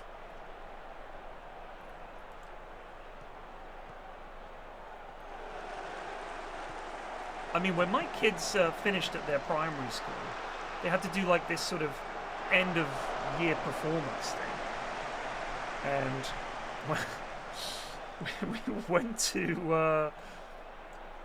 we went to our youngest's most recently, and I remember it so well because I cried my eyes out, and the mums were kind of handing me tissues and looking a bit embarrassed, but to me this was like, we think 9 years of my life, 10 years of my life, maybe even 11, of taking my kids to that school, of knowing the parents, knowing the teachers, looking around the school, looking at their little work that they've done and all that.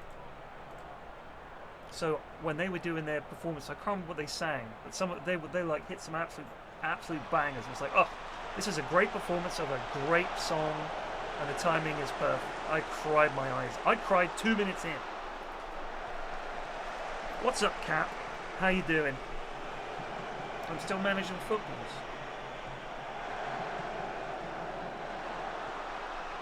You back home for a bit?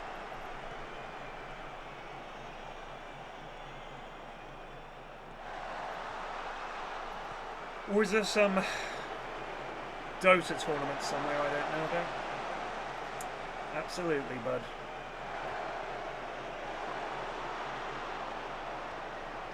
Oh, fuck off!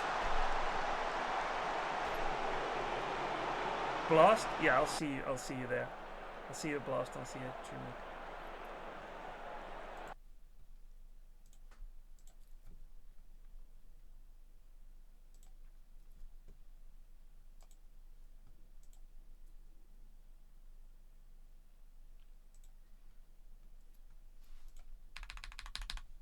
Just doing I'm not on, I don't think I'm on camera at all.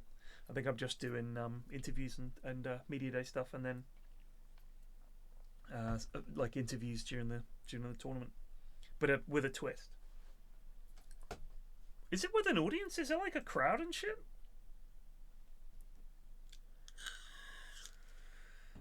Wallachia. No crowd. Okay. Thank you, Graham. My wife got it for me in Japan. From Uniqlo, so not that outrageous. I think it's from Uniqlo.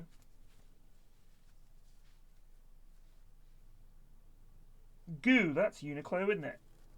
GU?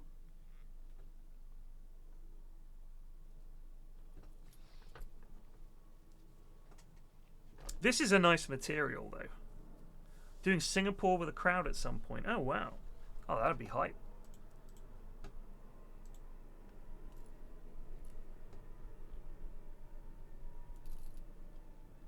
Fucking Uniqlo's fucking great, man. Goose those chocolate pots. I know it is, but this is GU. GU clothing. Oh, it is just a brand. Oh, Goo is Uniqlo's sister brand. So they sell it out there in Japan. Did I fucking play my first team in the Carabao Cup like an idiot?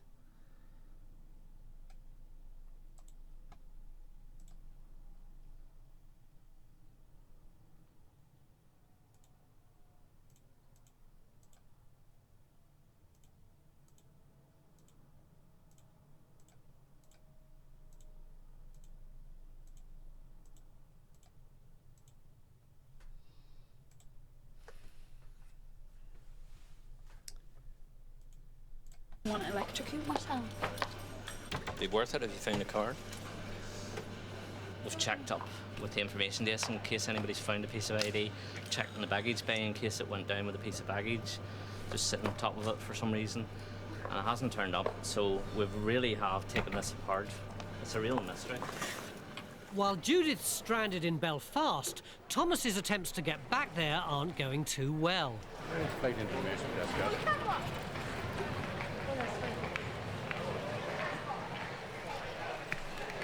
Information point, this way. Where is it you need to go to? Belfast. You need to see service air. No, sorry, EasyJet, just on the corner. Not the only one. Yeah, to Belfast. You have to go back and eat humble pie. He might not like it, but he's going to have to fly with EasyJet after all. Can I watch the flight to Belfast? Okay, it's going to be $107.99 for that flight. There's nobody else flying me here, so they can do the like. They can promise you cheap fares, and then if you make any mistake or don't reach your time, bump the price up. Very, very easy, isn't it?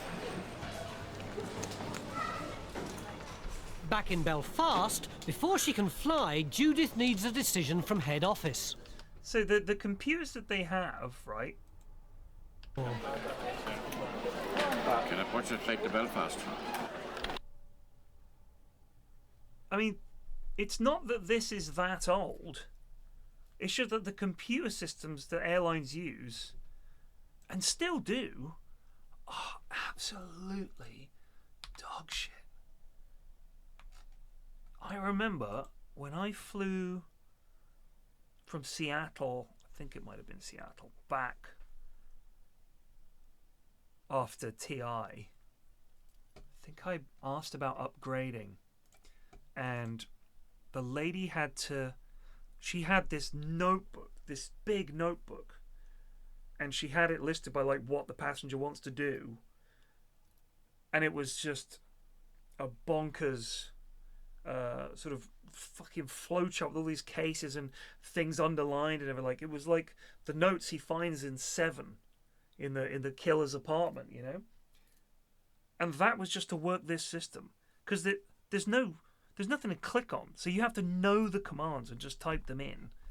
Insane. I had a very similar thing when I worked at Exchange and Mart magazine, when we had to code the ads in as we were taking the call. So we'd be on the call taking the customer's order and keying it all in with all the bold and underlined and everything, and the entire system was proprietary and had been made probably by one bloke. Okay, it's going to be $107.99 for that flight. There's nobody else flying me here, so they can do the like.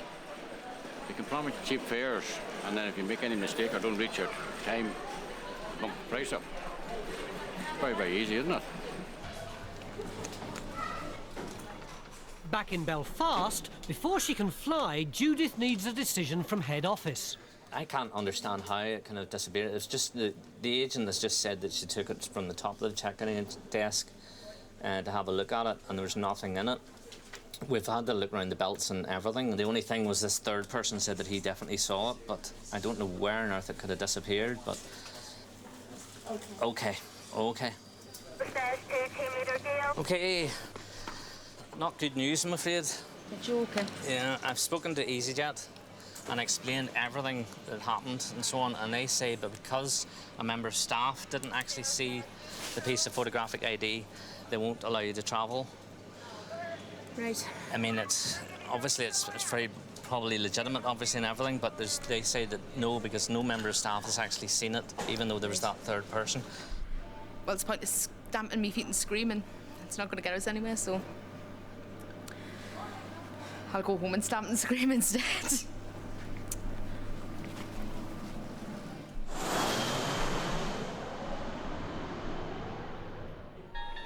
On board airline, there are some strange goings-on. Celebrities who are not what they seem. Where are you flying to? Are you flying to Prague too? Oh, fantastic. Screens with a mind of their own. An explanation would be lovely. And a family heading to Scotland have a beast of a problem. It's not as though I'm importing some sort of strange eight-armed monster.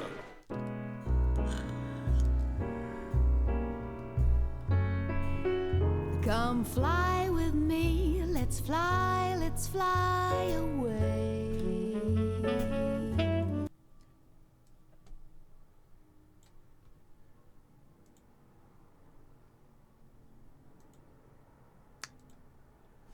I mean, you know,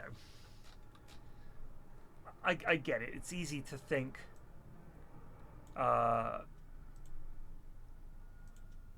just upgrade, you know? And I'm not saying that you guys are saying that. I'm just saying it's easy to say that, but if it's working,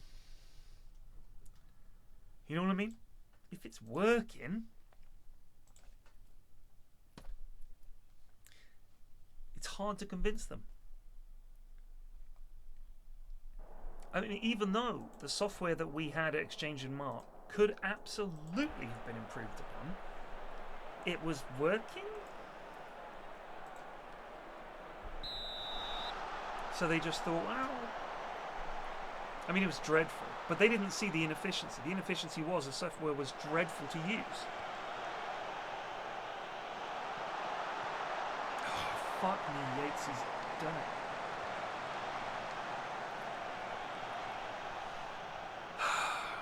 He's done.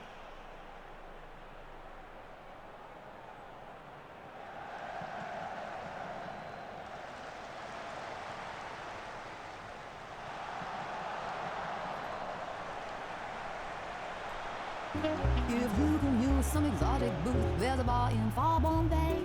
Come fly with me, let's fly away. I think, yeah, apart from, like I said, they just can't see how much better things could be. Like, if we'd had a better computer system at Exchange and Mart, first of all, I wouldn't have had customers hang up on me because the system wasn't working, or have to waste so much time on the phone typing everything in this arcane language that you had to use. Oh, it was crazy. And you had to do the payment stuff and take all the card details. That was bonkers.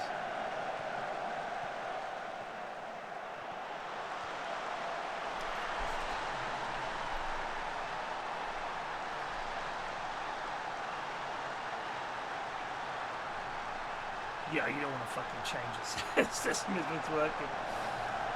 I mean, I guess it's like, I actually understand that. It's like just saying we should buy a new car, even though your car hasn't broken down. It's a little ugly, it's lacking some of the trim and doesn't have a CD player, it's got an old tape deck, but you know, it gets you to work. It's like, we'll wait until it completely falls out. But I do think that a lot of companies don't understand the value of software. When you update it, like, it makes everything so much easier. If you think about a terrible POS system like the ones we've seen on Kitchen Nightmares, you think, how many orders are they fucking up because of their terrible POS system?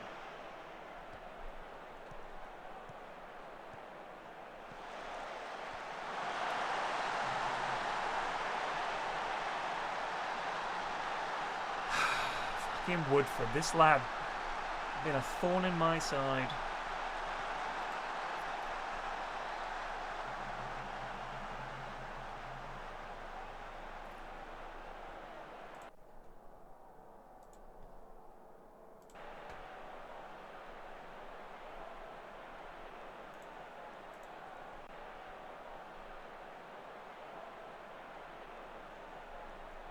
How old is he now?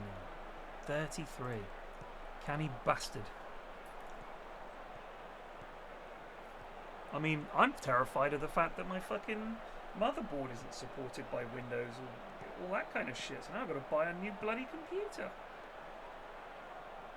But this is very good news for my eldest child, who will receive my old computer.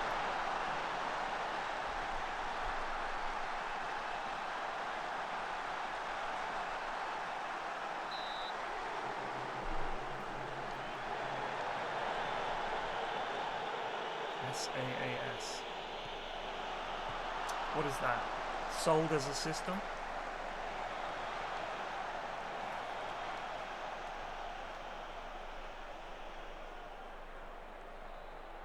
Software as a service.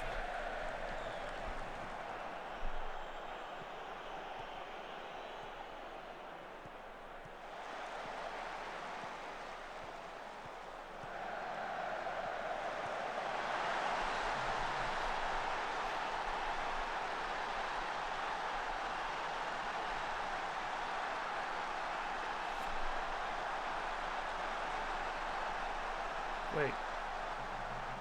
Original on-prem license 15 years ago for 300k. Spent 40k a year on fees, but their upgrade path is to software as a system, which is 600k in licenses a year.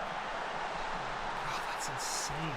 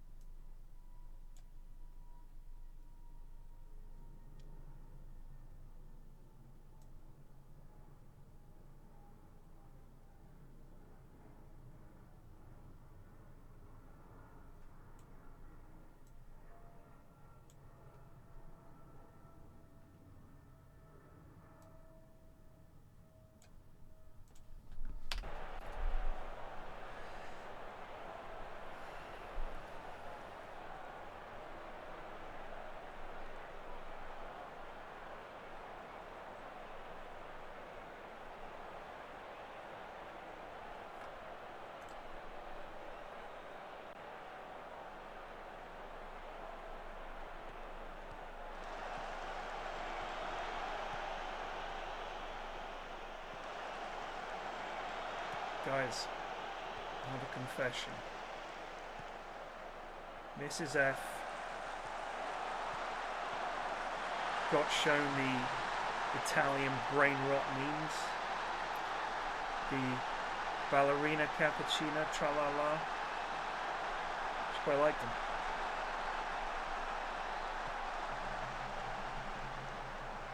I was stunned.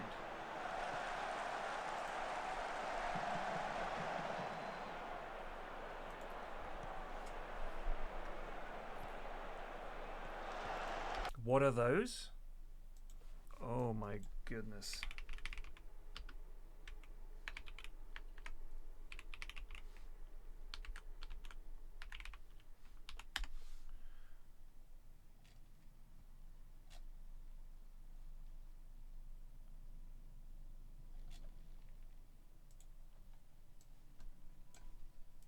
Mi è la moglie di Cappuccino Assassino e ama la musica la la la la, la sua passione è il ballerino Lololo, ballerina cappuccina.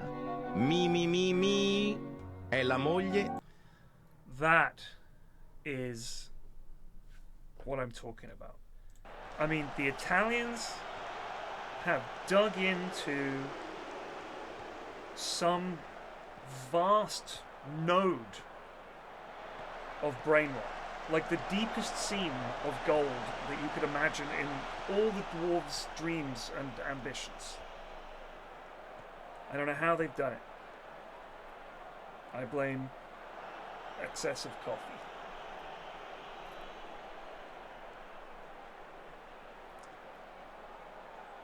She just thought the ballerina cappuccino was fun. She was like, I like it. Me. Tee-hee-hee. Rita, I left him. Rita, I left him? Rita, I left him? Okay. Rita, I married him. That's her. That's the final line.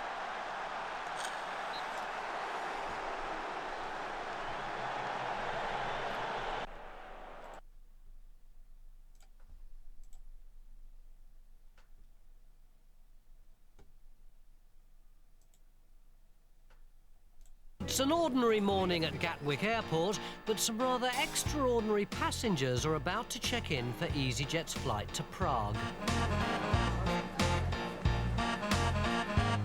Oh my god! Hello, I haven't thought about that song in ages. Oh, I thought we'd never make it. I can't be doing this. Scissor Sisters. Dame Kitty Glitter and Lady Elizabeth James are off to Prague to open a new club with celebrity pals Naomi, Kylie and Britney Spears. Well, almost. My name is Dame Kitty. As I said, I'm the pretty one. This is Lady Elizabeth James. Hello there. Show a leg, dear. Show a leg. Oh, I know. It's your biggest asset. Can I introduce Naomi? No tantrums today, No. all right, dear? Brittany, get here, Hi, dear. sweetie. Hi. We only just managed to get a visa for her. Yeah. Quick 12. Uma Thurman, eat your heart out. Kylie, get here. Rear of the ear, turn, spin. Oh, she's spinning around. Look at that. I'm spinning around. Unfortunately,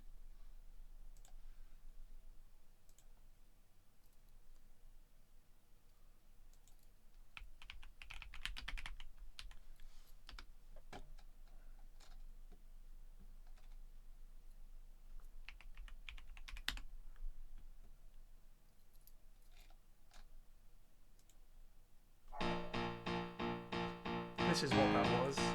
Laura.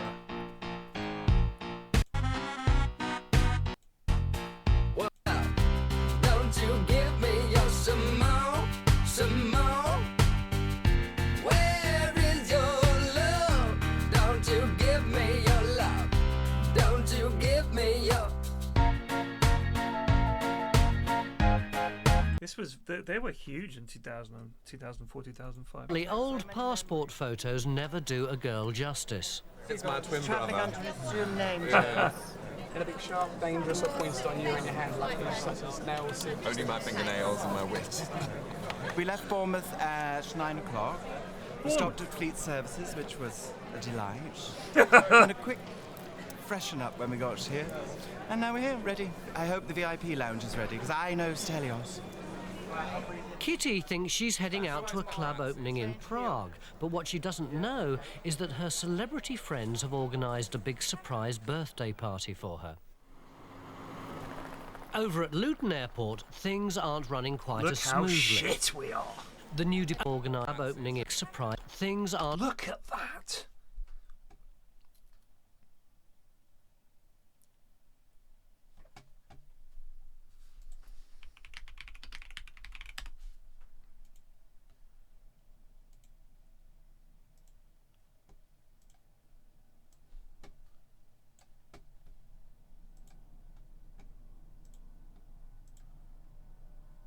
That's Singapore. Luton. I mean, yeah, London Luton it's laughable why they call it that. Laughable.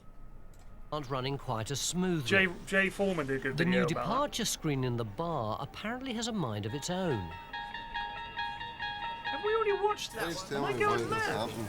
I don't know, basically. I really Passenger Graham Sinclair was waiting for the delayed 1600 flight to Glasgow. I went into the bar and just sat, ordered a pint, and I was looking at the screen, and it still says expected time 17:55. And then all of a sudden the screen changes and says like no boarding gate 14. So I left that in my pint, walked upstairs and looked at the screen and it says closed. With the screens apparently urging people to stay in the bar until their flights have departed, it's not long before another passenger misses her flight. She's saying basically that they didn't put the screens on final call, which they always do. It does it automatically. I was watching that screen all the time. So it went from go to gate 16 to gate close. All my colleagues who have spoken to me about yourself, they have been telling me that the screens did say that the gate was boarding. And No, it did not. I can promise you it did not. Are you calling me a liar? Oh dear. This almost sounds like one of those customer service training things. Are you calling me a liar? Right, now hold it there. What do you think's a good answer? Because even if you do suspect them of lying, you can't say that. Okay, we have to try and find another way of saying that. So what you should say is, no, madam, I think you just might be mistaken. Do you understand? Yes? Okay, let's try it again and try to word that in. No, madam, I just think you might be mistaken. Okay? Thank you, Dina.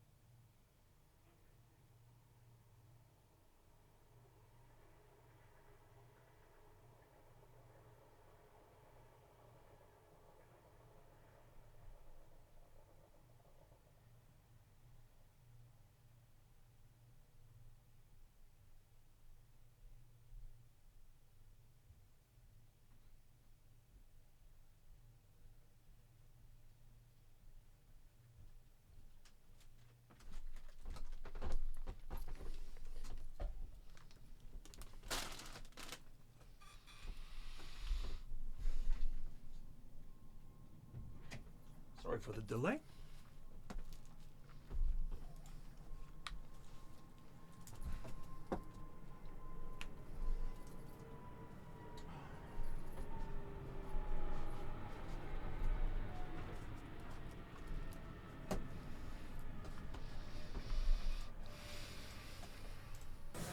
No. Well, you are basically, aren't you? No, those words. You're basically calling me a liar. No, you've told me that what I've told you is not true. So you're basically calling me a liar. And with the next flight to Nice fully booked, things are not looking good. All I can do for you is transfer your flight tomorrow morning. I want to be on the flight tonight. You cannot get on the flight tonight. There is not one available seat. And when the flight is not full because people don't turn up, what will you do? Nothing. Well, I think you should do something for me. I can't do anything for you when people have brought Right, I'm a journalist and you'll be. I will write up about how bad behaved you guys have been because, quite frankly, it's crap. You're going to put me on flight at 8 o'clock tomorrow morning? I thought you just said the airline was crap. Can you get me a manager? I can do, but he'll say exactly the same. Can you get me a manager? Yeah, I can. If you It's good. Give me a minute. Get him now.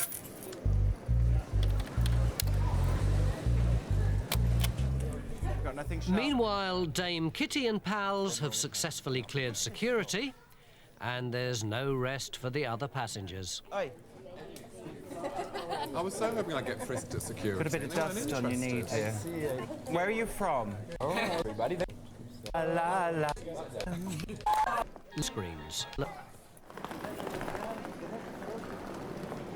Cheers, Ben. Lindy Adlam and Graham Sinclair have missed their flight. Bench-56 just resubbed for 4 months. Do you know what? This is why what I do, get to the airport early, and as soon as I have an inkling of what gate it is, I am there. I don't go get a couple of pints. I don't look at the sign and think, oh, it'll be about 40 minutes, let's get a pint. No, thank you. They blame the departure screens. And EasyJet chief Matt Sherwood is called upon to sort it out. I understand you were in the bar and you missed the final call to the gate. Why the hell should I go and sit in some proxy gate when you're not even going to be taking off for another 2 or 3 hours?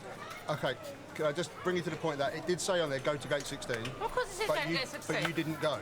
No, I didn't go because the other people What are saying. can we expect you to do? The other people are saying final call. Yeah, and then what when we do. it says final call, you run, you go. Well, if you choose to do that, then you run the risk of being offloaded, which you have. Absolutely bollocks. There's a child right behind you. Can you not swear? Bollocks is not a swear word.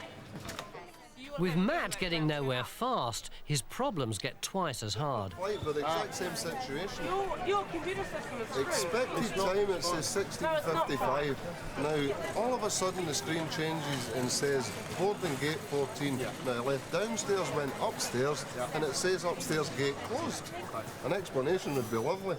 With no simple solution in sight, I think she's fucking hammered. The way he said to her, what do you do when it says go to gate? And she says, well, I'm not going to sit by some gate.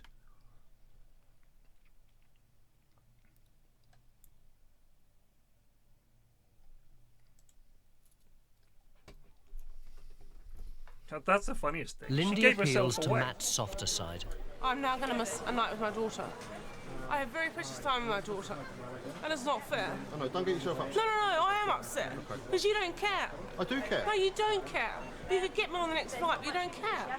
I have a small child who's dying to see me. Okay. I work so hard for my living. You're drunk. Back in 10 minutes.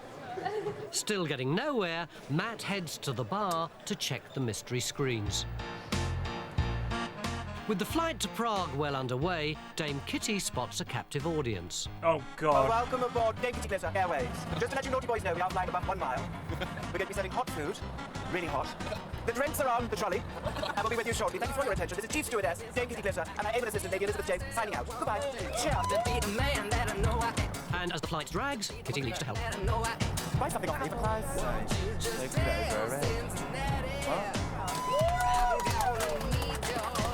I dread to think what that fits round here. Oh my God. for her. Please God, no. Back in Luton, Matt's checking the bar departure screens. They work on a strict sequential system, the last 3 commands being boarding at gate, final call, and lastly, gate closed. I've just gone and compared both screens, the one that was in the bar and the one that's in the main food court, and they're both running in sync and they're both showing exactly the same information. So all I can assume then is that passengers have had some confusion with what they managed to see in the time they looked at the screens.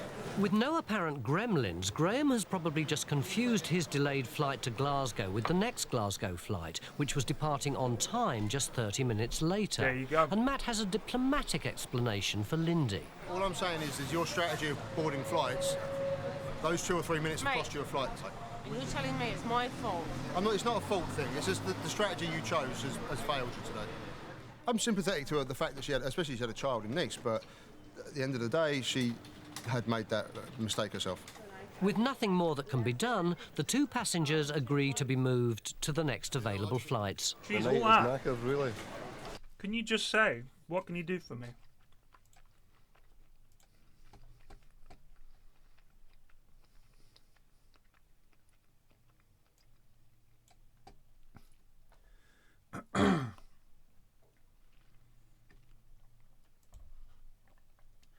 So, let me get this straight. You're saying that this was my fault? You can't be serious. You can't be serious.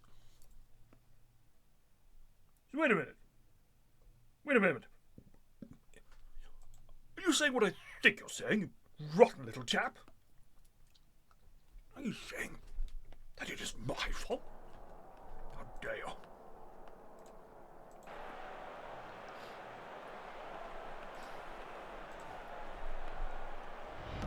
Excuse me, sir, but it's time to goose. The Grandpa 7 her just resubbed for 19 months. Are you telling me it's my fault?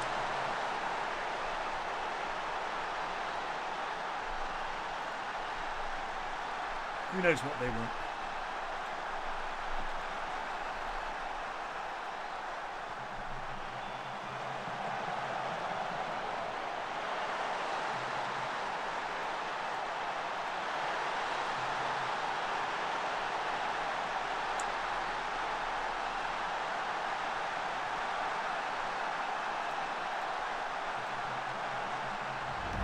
Excuse me, sir, but it's time to goose.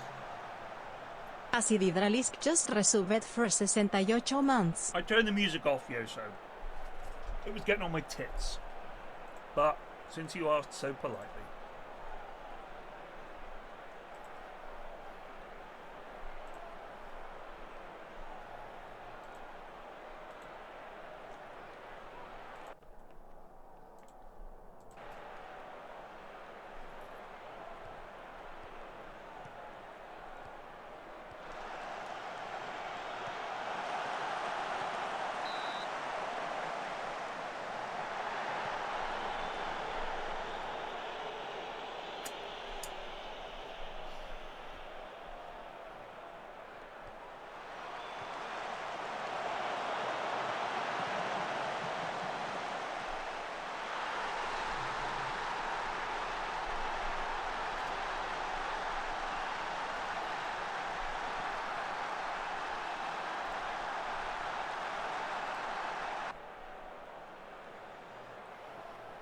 This guy's name is Italo.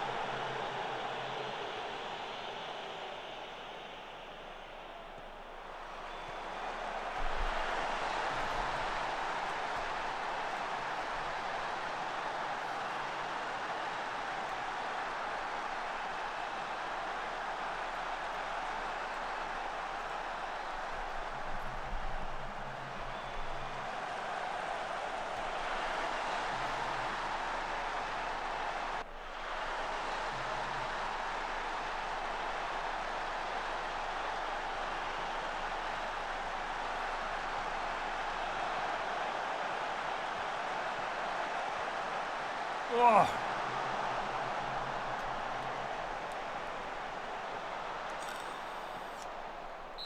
It's a great foul.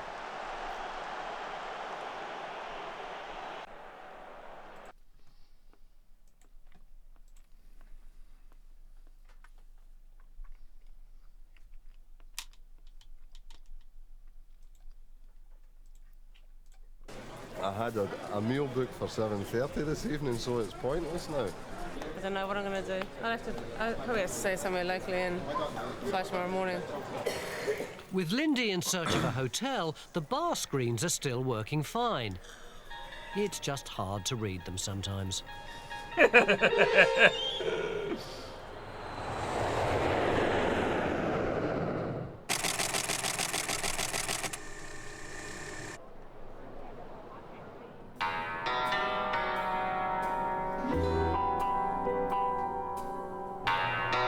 British civil servant Nick Squibb lives in Prague, but his work regularly takes him back to London.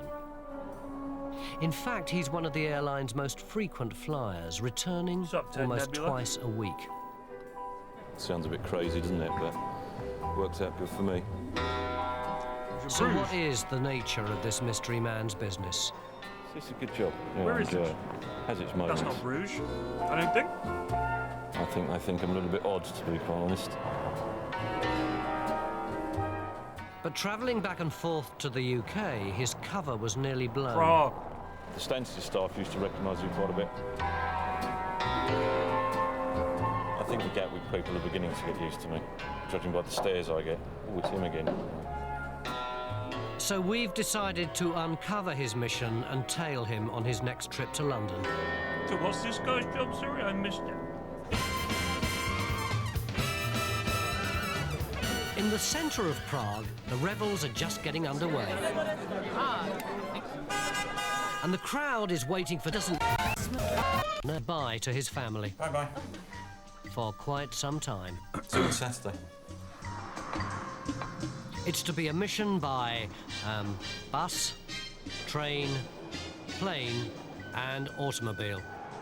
On the way, Nick gives us a clue to his mission. Fruity sauce, Weetabix, all brand. No Marmite. No Marmite today, though. Sounds like a code. After the train, it's a quick dash to the airport to catch his flight. So... It's a clue to his mission. Fruity sauce, Weetabix.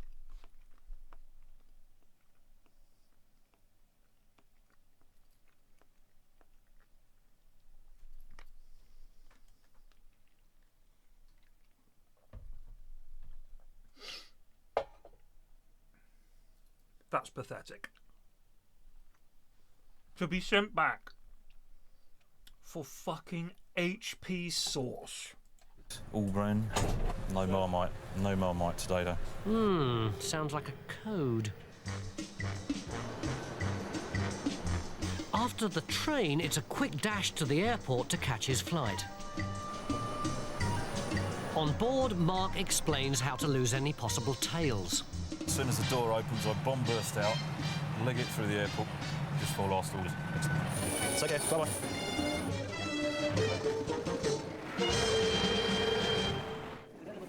It's the August Bank Holiday Friday and Bristol Airport is bracing itself for the busiest day ever. But ticket agent Kelly Roberts foresees a problem. Because we've got the new girls, they're obviously not fluent with the check-in procedure, so I'm giving them a little bit longer to check them all in. An hour ago. Of the 6 check-in staff, 3 are new. We've got Charlie. It's her second day on check-in today. That's okay, it's your passports and boarding cards. She was shadowing yesterday. Emma, Welsh, can't understand a word she's saying. I got Olive and Judith, yeah? That's lovely, thank you. Laura, Bristolian and very loud. Is anyone going to Alicante? If there's any passengers travelling to Alicante... Not anyone going to Alicante? Can you please go to the front... All right, love. You work behind the desk at EasyJet.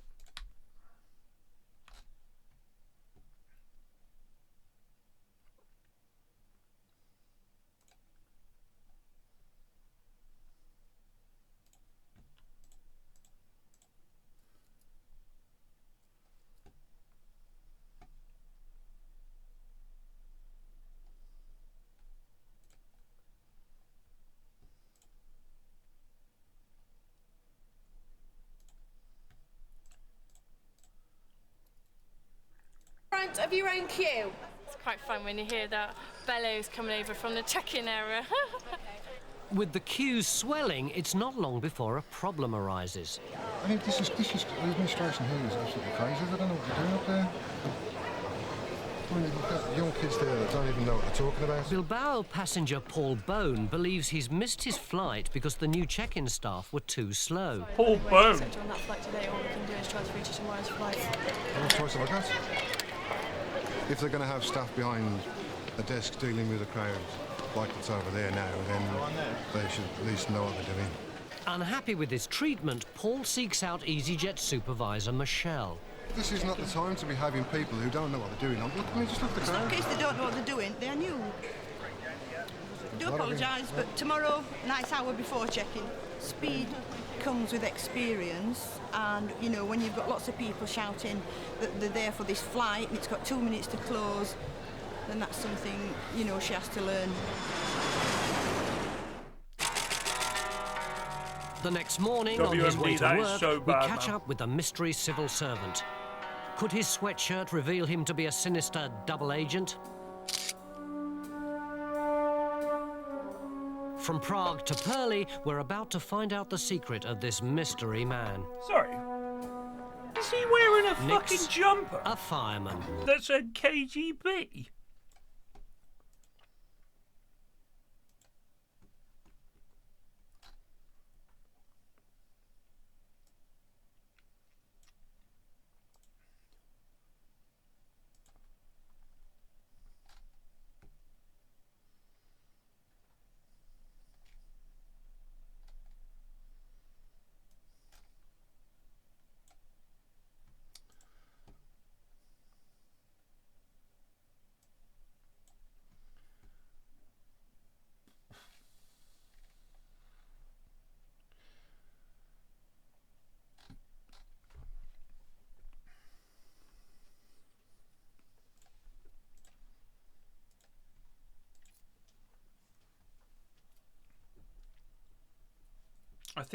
I don't think there are any players still playing from when we started the game. I don't think. There might be some goalies knocking about, I guess. I'll do a search.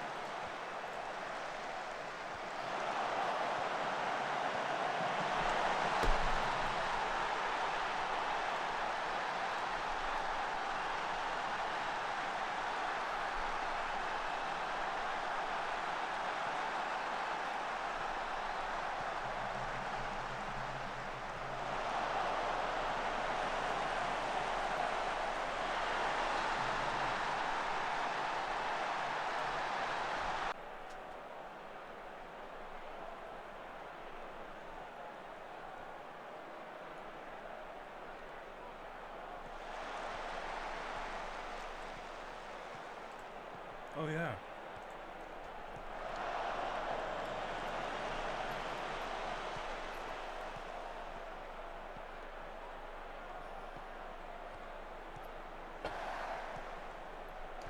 Offside.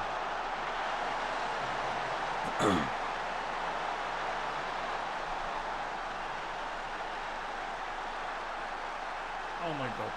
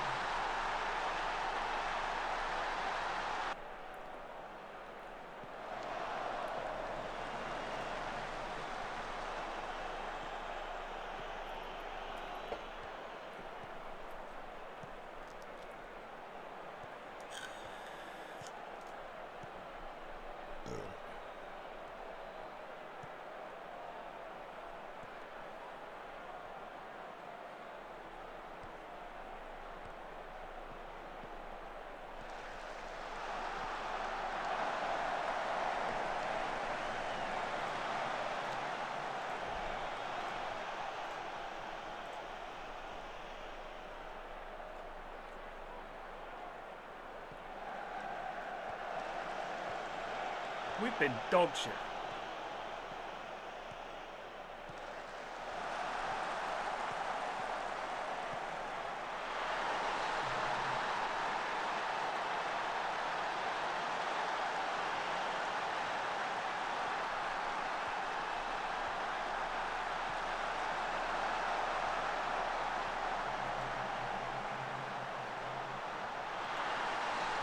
All right.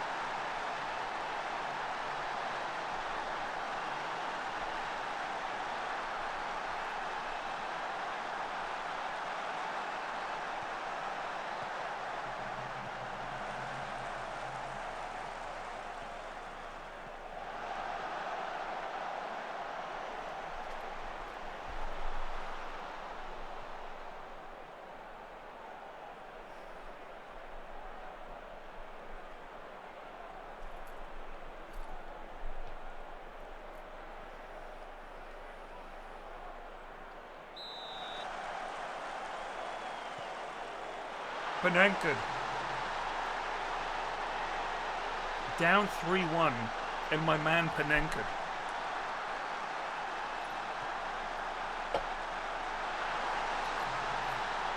That's insane.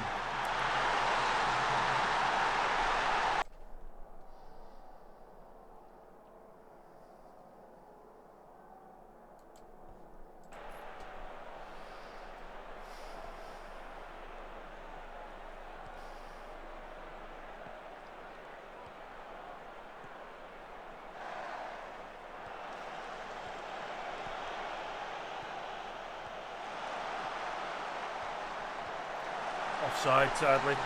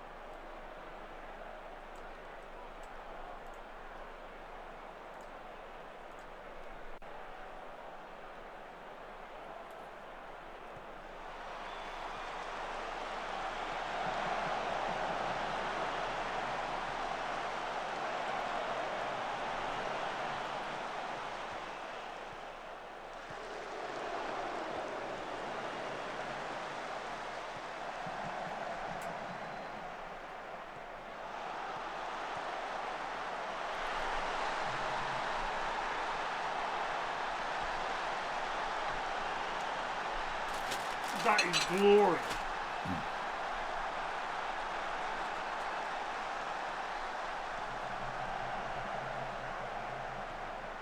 Thank you. Happy Easter.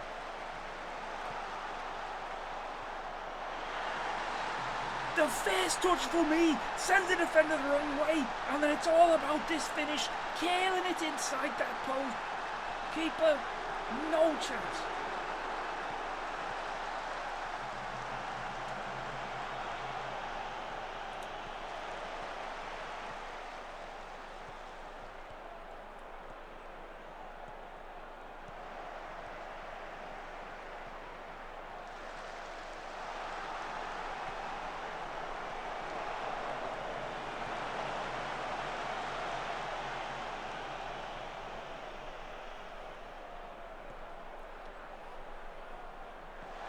Oh my god.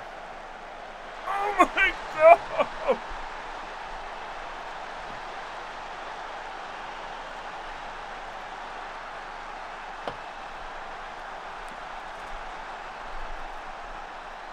What a goal this is.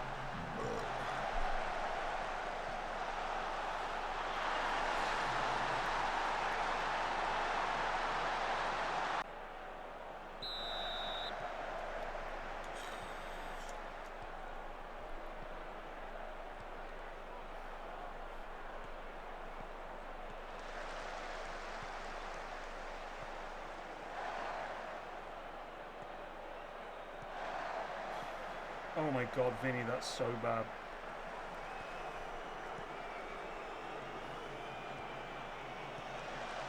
We're about to concede. Oh my god.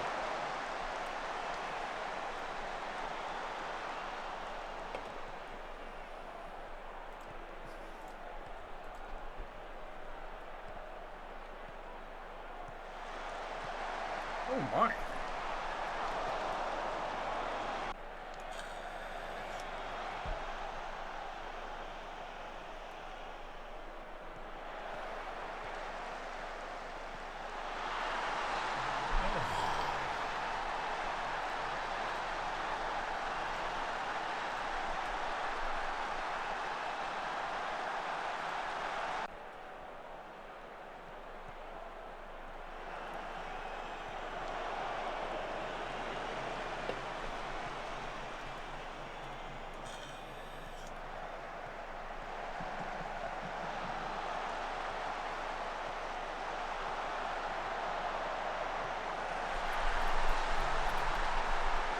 This has been some game.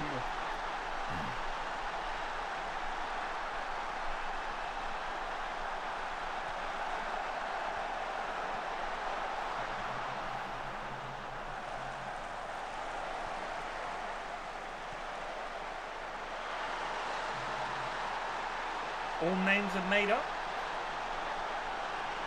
I don't think so. The T-1000 was aptly named Terminator Model 1000.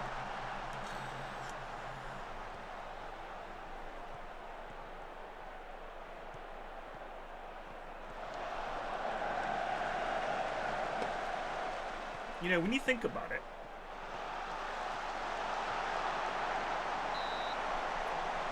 the fact that the Terminator was given the name Terminator 1000. Who is Skynet talking to that they need to sell them on these cool names? The name would just be whatever, any string of numbers. T-1000, I mean, the Skynet wouldn't care. Yeah, I don't know if the name really works. They should just be Robot 1, Robot 2, Robot 3. You have to go for 800 and then 1,000. Who's gonna... That's the kind of shit you do when you're trying to sell a car. And he'll be at work for the next 4 days till flying home. Greenwatch, Greenwatch, and your names as follows. Firefighter Squib. Present. Leading Firefighter Hackett. Firefighter Calver. Greenwatch, Greenwatch, as detailed, get to work. With a fireman's shift lasting 4 days and nights, the weekly commute from Prague suits Nick perfectly. This is my second home. I have to work here, but I relax at home in Prague. In the meantime, the residents of got a Purley couple of birds can sleep easy at in the night. area that I knock up now and then. And Back at Luton, browbeaten Mel encounters a regular So I've got problem. I've got my passport and my driving licence. My wife hasn't got her passport, and neither does my son. We do have to have one form of ID, like I say. You haven't got one of those. So you won't, we can't fly? No, not unless you have one of those. The only thing I can do for you now is transfer you onto the next flight. I'll just go without me and forget about it.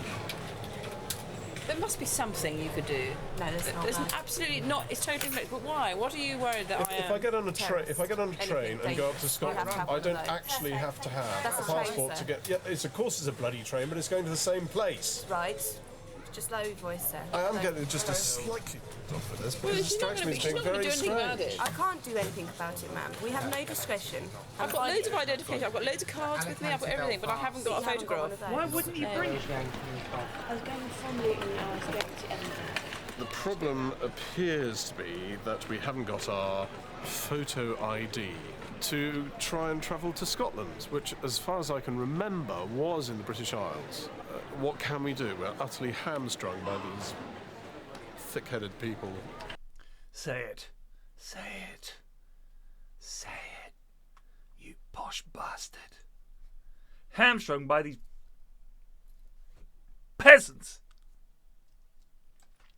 I mean, you need some form of ID. I don't even know if I'm flying within the UK. Is a driver's license okay? That's what she implied. Like, internationally, you have to have a passport. Within your own country, I would assume some kind of ID. How did he not know? This is why people don't respect a lot of posh people. Like, you really just didn't think you needed ID to fly? Really? It never occurred? I can't believe it. You could do it on a train. You've never done this before? Bizarre. Wearing orange suits, who say, oh, can't do this, can't do that. I mean, you know, it's my son and my wife. It's not as though I'm importing some sort of strange 8-armed monster. How stupid is that? As well. The Tillies are supposed Both to be their flying to bonnets, Scotland actually. for dinner with friends tonight, but if Caroline can't make the next flight, she'll be dining alone. Hopefully I'll get home and back in time to catch that flight. If I miss that flight, I might just abandon the whole trip. With the next flight to Edinburgh closing at 16:50, Caroline has just 1 hour 53 minutes to get home, find her passport and return to the airport. A journey that should take 2 hours. Back at Bristol Airport, it's their busiest day ever and things have suddenly got worse. Complete news and information. Bristol's GWR-FM. So the Great Bank Holiday Getaway was stopped in its tracks today. Holidaymakers face massive delays after a multiple vehicle pileup closed the airport road for 2 whole hours. There's been an accident on the A38. On the Easy Newcastle, we're 60 passengers down with 10 minutes to close. There's not many at check-in, so can you advise the captain when he comes in and see whether he'll hold for a bit? The Newcastle flight should have closed at 5:15 p.m, but almost half the passengers haven't made it to the airport yet. Right, Newcastle? Yeah. Straight over to the front of check-in. There's been a horrendous crash coming out on the A38, 4 cars involved, so the whole road's been closed off, which meant that everybody's panicking to get to the airport. Michelle's team is doing everything they can to keep the flight open because there's only a few spare seats on the next and final flight tonight. For passengers that miss it, it'll probably mean an extra night in Bristol. The aircraft is now here and the captain is ringing the company and at the moment he is holding on.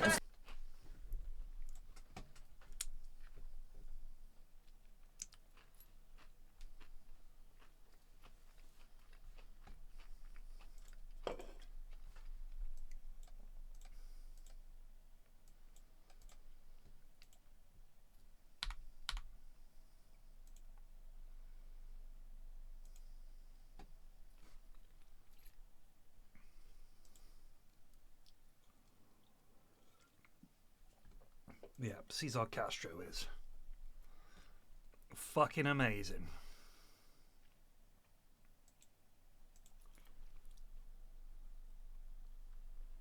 Flax Borton Whoa, Bristol's great. The lanes and do some karaoke. There's one up opposite the woods. That was really shit. The lanes is the bowling place, isn't it? The lanes? God, I remember one time me and Lewis were going to meet up with loads of other yogs because I think it might have been the screening of the Task Box thing that we did. Might have been that.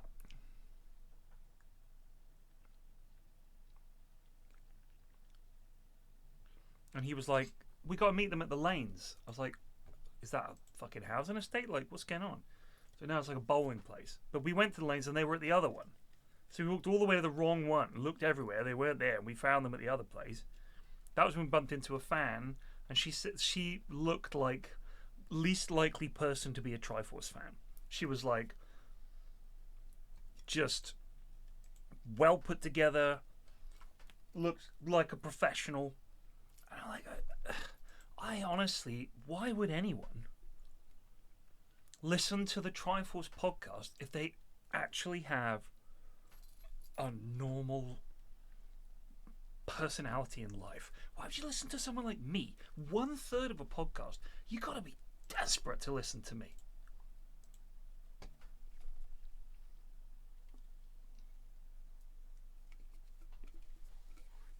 Whenever I meet Triforce fans and they seem like real people, I'm very suspicious. Very suspicious. When they're like, hi, I'm a doctor, I'm like, no. No, you're not. No, you're not. You might be Dr. Keys or something in a band, but you're not a doctor. There's no doctor. Or, hi, I'm a police detective. No, I don't care if your email is really interesting and I'm going to read it out. I'm still, part of me is thinking, this guy's fucking works as the janitor at a fucking... He's the janitor at a police station. He's not a copper. Come on. What copper's going to waste the time listening to us? As long as I can, but obviously delaying this flight delays the later Newcastle as well. At the moment we're 30 down. Is anyone else travelling to Newcastle? Go through immediately into the departure lounge, where we're still holding. This is the last call for anyone for Newcastle. If you could do that, please. I'm about to close. I've got his passport, so I'll get him checked in as soon as he gets in. We just have to be very quick. Having kept the flight open for an extra half hour, the captain has to go. Where are you? Hurry up. But there's time for just one more.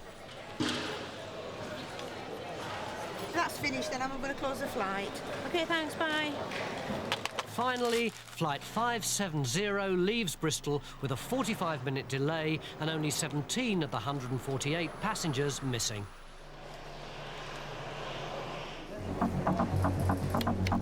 A survival rate. At Luton, the Edinburgh flight is moments from closing. Of 80%. For Caroline Tilley, it's touch and go.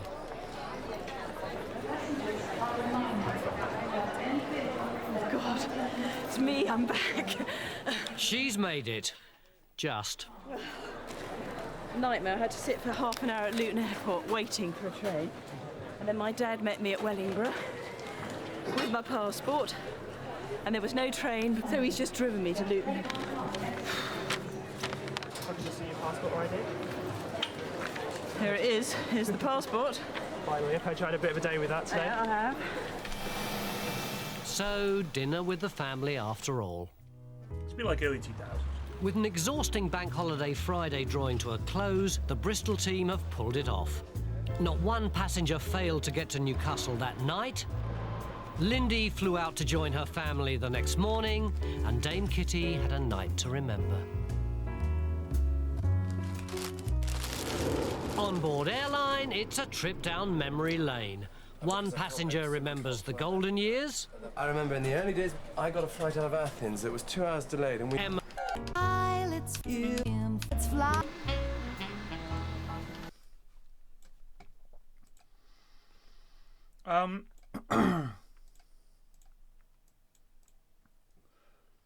Jesus has put his issues behind him.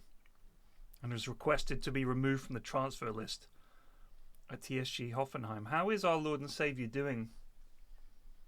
Well, he's been reborn as a Spaniard, apparently. He's actually had a very humble football career.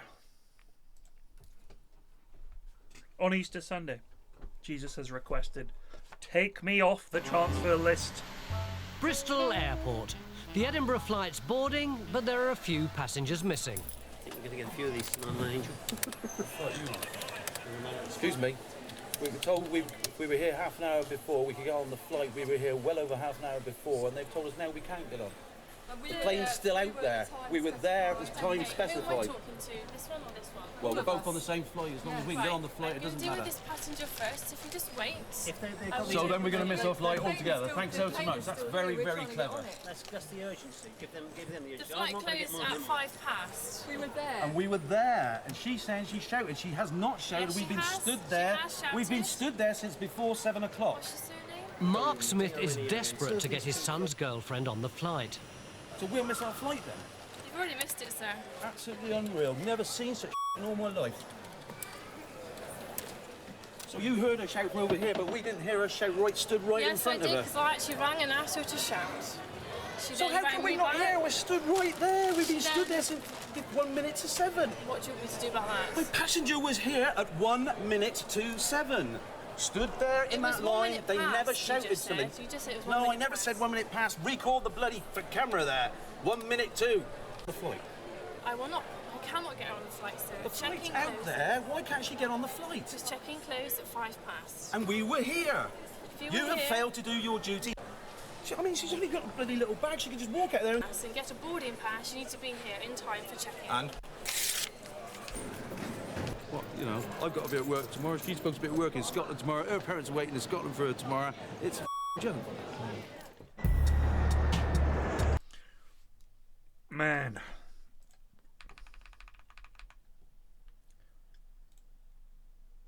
There is nothing worse than shit going wrong on an airplane, like, based travel thing. You got to get a flight from here to there, and it doesn't feel like you just booked a ticket on a vehicle. It feels like you're part of a vital overseas mission, and woe betide you if you make a mistake or something goes very slightly wrong.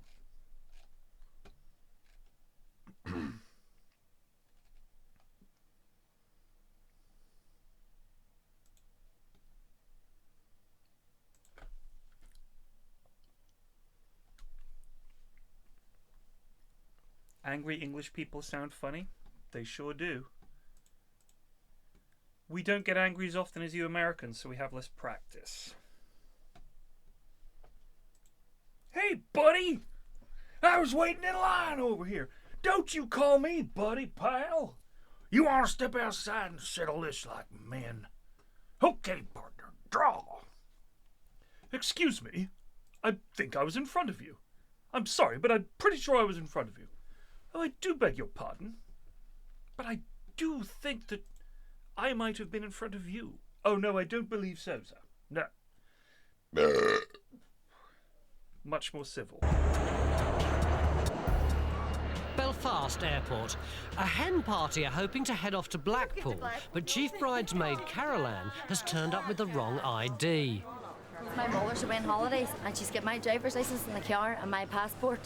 So she's not back later on the day, so there's nothing we can really do about it. Supervisor Stephen is trying to help them. Smile for the camera. Smile. I wish I had good news for you. Oh, no, you're joking me. No, I've spoken to the manager over in EasyJet in Luton, and they've said no, they won't accept it because we don't normally accept photocopies. So I don't know who you've spoken to. Passport. Remember, we rang up yesterday and we rang the other day on the way here, and he says, But do you have a name of we were anybody you told spoke all to? that it was is whoever was on the desk. It was up to them. Well, it's not, because that's not the correct policy. Can you not ring the company that I got the car off and they'll tell you that's who I am? No, it's EasyJet's policy. You must have a piece of photographic, valid government-issued photographic ID. And I've telephoned them, explained the situation, that it's the photocopy and so on, but they won't accept it. We'll have to come back off. We can't leave one behind. Stephen has no choice but to offload the other hens and... Fuck off. What are you doing, loves?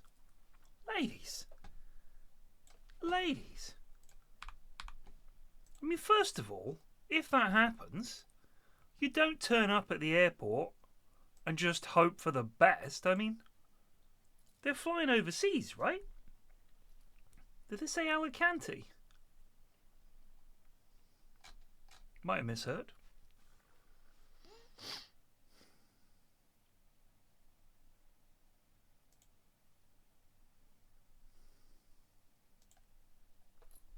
Blackpool. That is a bit unfortunate, isn't it, really? I mean, if anyone wants to go to Blackpool, I think you should just let them. And on their heads be it. And may God have mercy on your soul.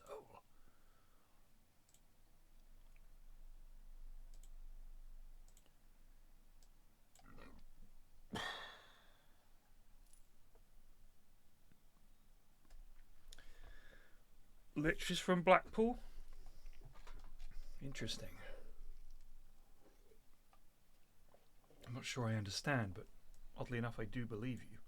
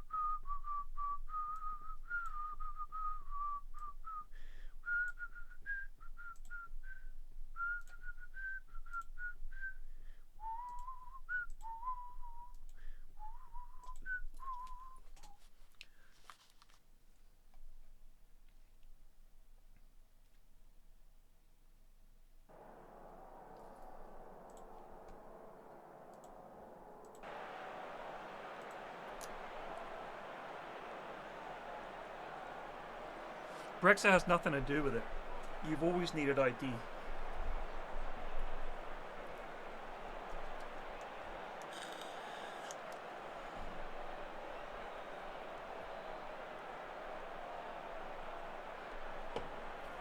What sucks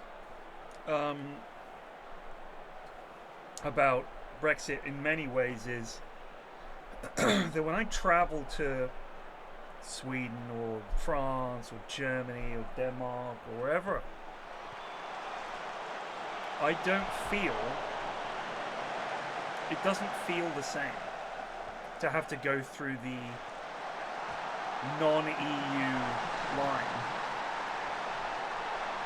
You feel like more of a foreigner. And I know that sounds weird because of course you're a foreigner, you're in a different country. But it just feels really sad to go through that line and slide that stupid blue passport over.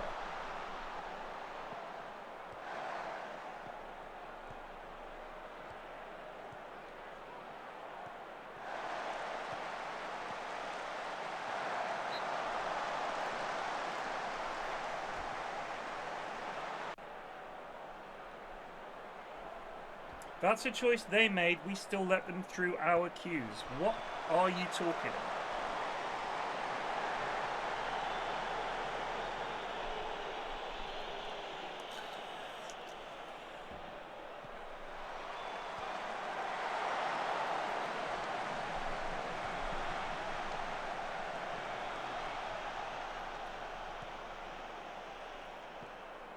That's absolute rubbish.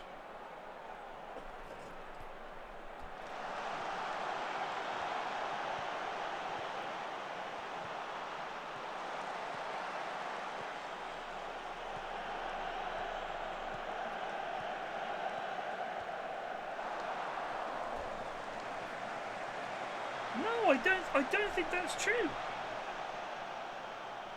I really don't think that's true.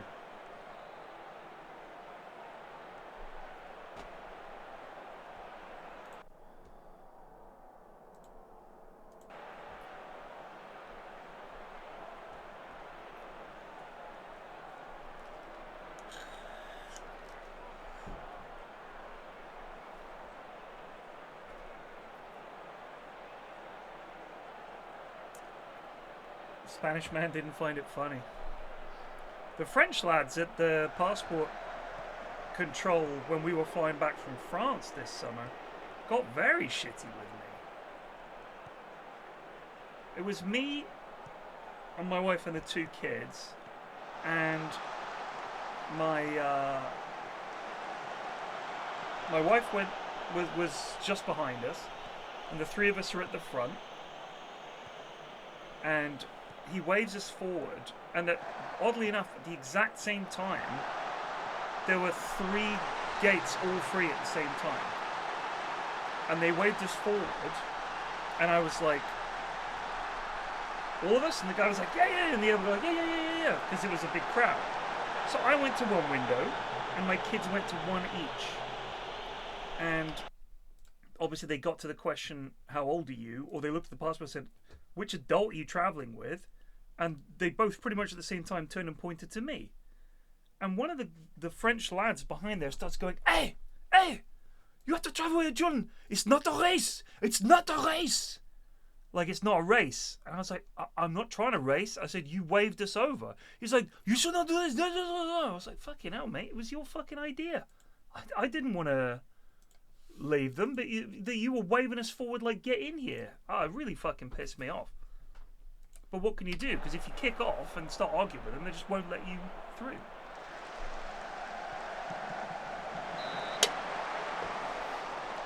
Interesting. Fair enough. I think that's probably just sensible. Think about it this way, Drago. From their perspective, we're not in the EU. And we have to go through the regular channels, and that's just the way it is. Now, if we said to them, oh, well, then you have to go through the regular channels, that's a great many more people. Because now you're talking about every single visitor from the EU,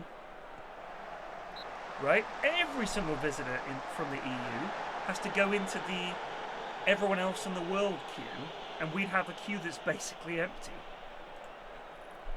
It makes no sense. It's not some petty thing, is it?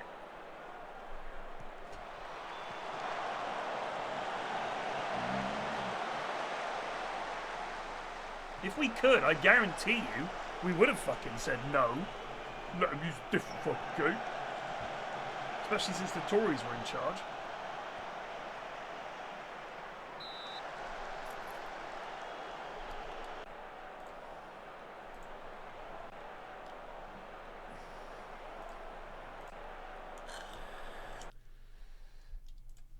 Lads, that's not good enough.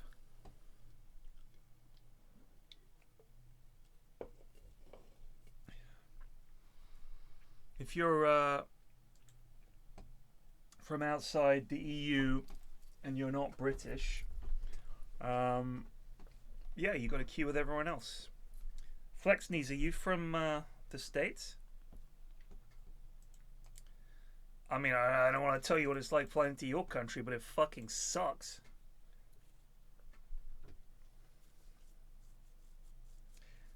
Petty? I think that's a really shit way of looking at it. Why would they give us anything beneficial? You're from Norway. Interesting.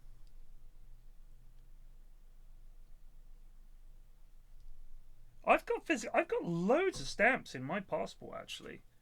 Every time I fly in and out of Europe, they put a picture of an aeroplane, and then they put a little arrow to say whether I'm leaving or whether I'm coming back.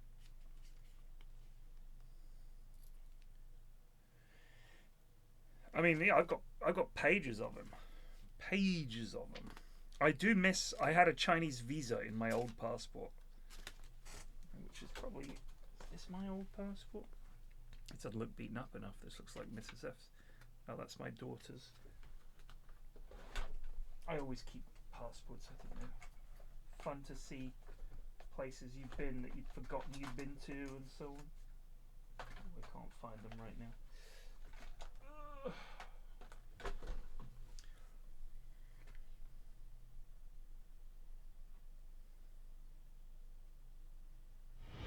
Excuse me, sir. 88 months. Not even a message. Just a quiet, Banstein just lurky lad. resolved for 88 months. Thank you. Very kind. I like to imagine someone just pops me on one monitor, just relaxes and does whatever they're doing. Just chills. Doesn't feel the need to type in chat. I mean, what's the point? It's the internet, isn't it, you know? Just knows that I appreciate their quiet and steady support over the last, 7 years or whatever.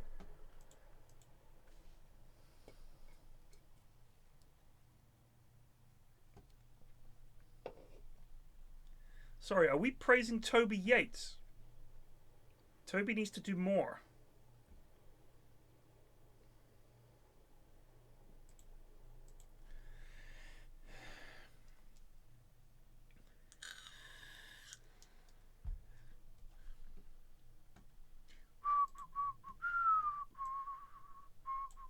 Transfer them to a later flight, but without a passport, things aren't looking good for Caroline. Oh, I wish I could, but you have to appreciate the security issues. I know what you mean, but I haven't got a bomb me back, really. Oh, we put her on naked, standing in the cockpit with the pilot. Can we go on? Definitely not.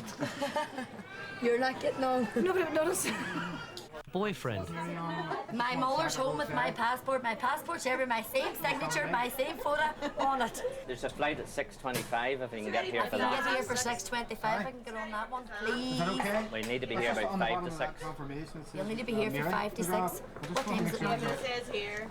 5 past. You'll be here for that time. He'll be there for that. Good news, but the girls are still unhappy about paying the £25 transfer fee. They had other plans for the money. Do you know all the money? See all our money is for strippers. Firework dances. The hens are all... I've seen the videos of ladies going crazy and noshing the strippers off in strip clubs. I've seen those videos. But you know what? It doesn't feel the same, does it? As if you went away with the lads and had a stripper noshing you off. I don't know why. Women in groups, you know, you stand well clear, because it gets fucking wild.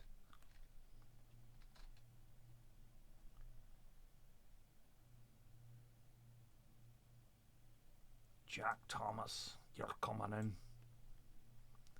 Tegan Troon, you're making way for Marcio.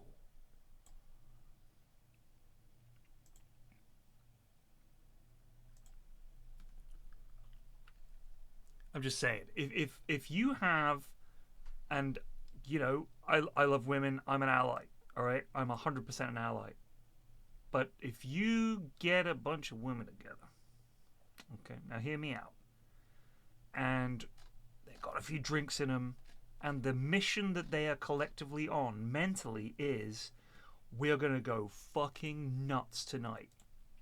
They will. And the thing, this is the big difference, okay? This is the big difference. Is that when a bunch of lads get really loud and rowdy, there's a very good chance there's going to be a fight.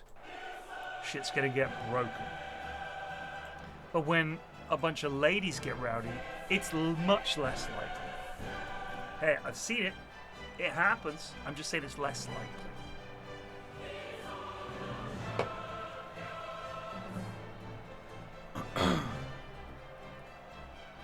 I mean, we should rightly expect it from men. Men are fucking idiots.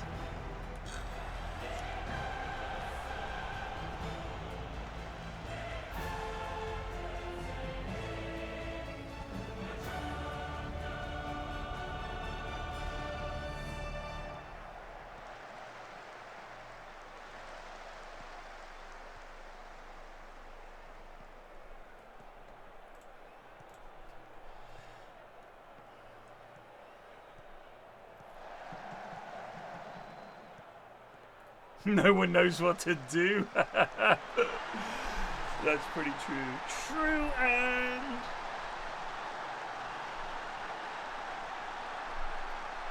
I mean, I've been there when it's kicked off and a bunch of girls have been fighting and all the rest of it. Like, I've been there, and it's the least threatening environment because you know you're probably not going to be the subject of any of their ire. But I've been in pubs and in clubs and stuff where it's kicked off amongst the blokes, and it's fucking scary. There's some big lads out there, and if you got hit by one of these lads, you're fucked. I mean, you're losing teeth. You're losing maybe the shape of your face forever. You're getting knocked out, which is never good. It's big fucking lads. The main thing is, I genuinely think not being a big lad myself means I've very, very rarely encountered any kind of trouble. Like, especially now I'm older, you still get some situations in a busy Saturday night, a lot of drunk young lads in. Yeah, you can get rowdy and you can sense a vibe. But as long as you're cool, don't look anyone in the eye, yeah, you generally be alright. You gotta do pretty well to look for trouble, I'd say. The number one thing I think is people being totally clueless about the other people around them, and that is insulting and annoying. Like, if you've got a bunch of lads, you're at a table having drinks with your mates, and there's a bunch of lads standing right with their backs right up against your table, and they'll like keep bumping you and laughing and spilling beer and shit. That's how shit gets big fucking brawls. Just disrespect. One group disrespecting another. Even unintentionally. Because a lot of people never had a few. If you're like, mate, can you stop bumping me? Fuck off. All of a sudden you've got a fucking pub brawl on your hands. But if you go out and you're a big bloke, a lot of these lads will see you as like a fun target, if you like. Not because they think this will be easy, but because they think this will actually be a good fight. I hate to say it, but a lot of lads out there that just literally want to fight. And if you're big, they'll think this is a good test, and if I beat this bloke up, my mates will think, fuck me, you see the size of that bloke you took out on Saturday night. That's how petty some of these people are. I also think if you go out with your mates, right, and there's some little scrawny bloke at the bar and you beat him up, people will be like, yeah, I saw you beat him up, mate. Fucking hell. My mum could have beaten him up. You know, who gives a shit? But if there's some big fucking lads, I mean, I know my mates, well, so it's one of Mrs. F's friend's husband. He's a mate of mine. He's a good lad. He's from Plymouth. And the provos were like the military police that would be going around picking up the Marines who'd gone down to Union Street, which was the roughest part of Plymouth, on a Friday and a Saturday night. Unbelievable. They'd be down Union Street. The Marines are looking for a scrap with the locals. The locals are looking for a scrap with the Marines. And everybody's looking for a scrap with the provos. And my mate would be out there, and it was like him and his brother and all their mates, and they're all like 6 foot plus, big lads. And just fucking built, big hands, big swing, strong lads. And this was before the days of like people working out a lot. These were just lads who'd had, you know, working class upbringing, working class jobs, maybe worked on a job site, done some bricklaying or whatever, some heavy work. And some of these lads would just go out looking for a scrap. And the students, like me, would be caught in the middle. So you've got all these Marines looking for a scrap, all these locals looking for a scrap, and a bunch of scrawny indie kid Marines. So they didn't fuck with the students that much. They only did it if they were bored. It was mainly the young kids who fucked with the students. The grown lads who wanted a proper scrap, they didn't fucking go looking for students that often, really.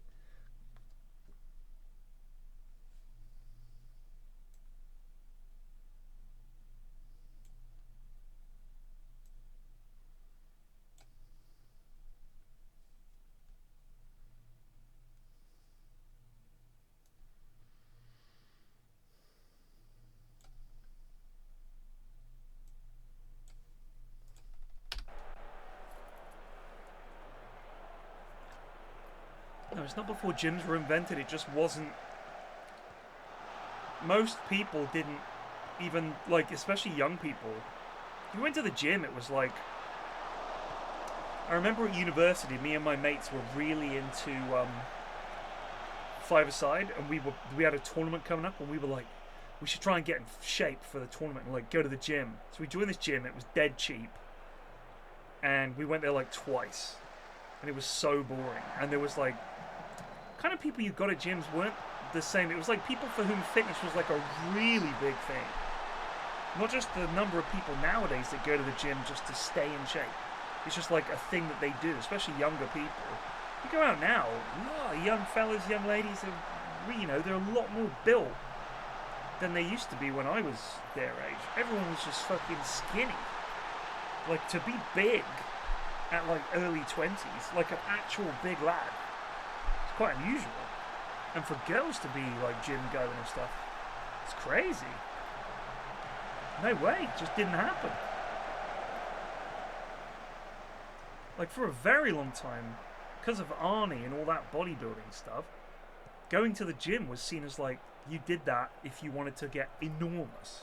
Why would anyone else go to the gym? I don't want to be enormous, you know. They did aerobics and shit like that, like.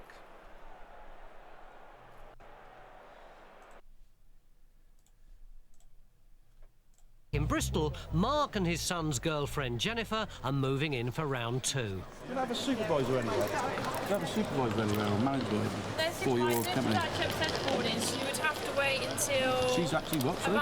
She's upstairs boarding the Edinburgh flight, so you'd have to wait till about 8 o'clock. It's absolutely fine. Unfortunately, it's gone off now, so if he does come back, you'll have to pay £25 for a new ticket. But needs must, and Jennifer's job is on the line. Her only option is to put her pride to one side and transfer to tomorrow's flight. You depart at 7, it gets there at 8:20. Please help to reduce security. I'm having to check into a hotel like near the airport and get a taxi there tomorrow. Like, I start work at 1, so I'll be there on time, but it's like, I would have been there definitely on time if I got the flight tonight. And it's just I don't know, it's just really annoyed me, and it's annoyed like a lot of people. You're dealing with one passenger being all nice, you're trying to do your best for them, and you've got someone shouting from the other side. The passenger you're dealing with is getting a bit agitated. There's not really a lot we can do. I only have one system, I can only do one thing at a time. It's horrible. I just stand there and shake. Back in Belfast, and it's party time for the hens.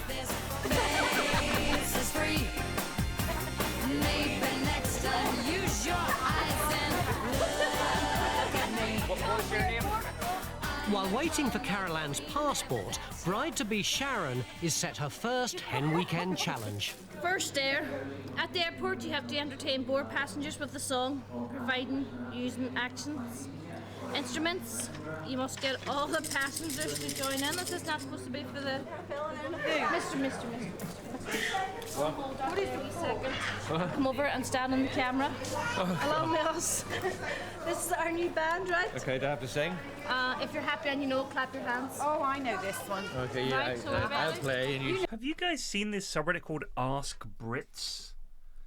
Just like probably just Americans asking British people questions. Are foxes a really big problem in the UK? Do they invade urban areas and just take over like the Normans did? I mean, what a question. Why do interactions between Brits and Americans seem a little off?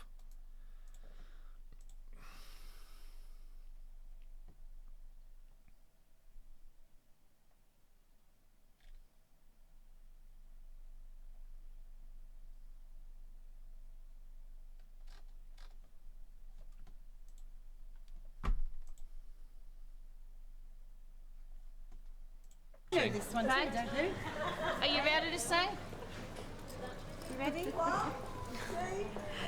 If you're happy and you know it, clap your hands. If you're happy and you know it, clap your hands. If you're happy and you know it, and you really ought to show it. If you're happy and you know it, clap your hands. Can't hear any music. With her passport.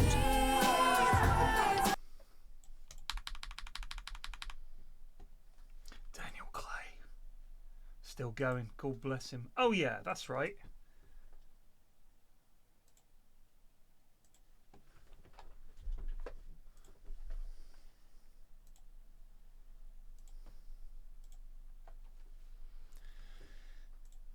So,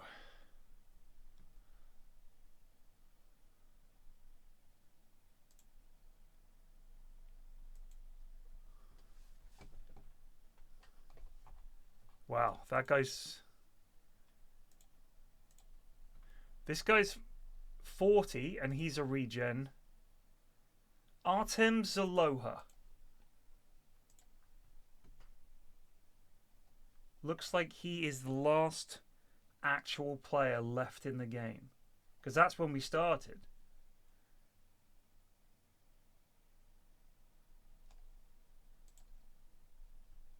Good God. He's on £80 a week.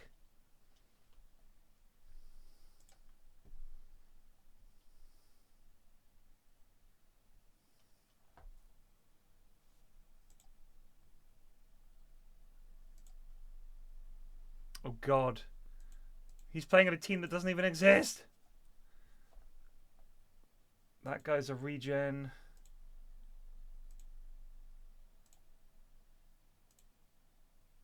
Yeah, they're all.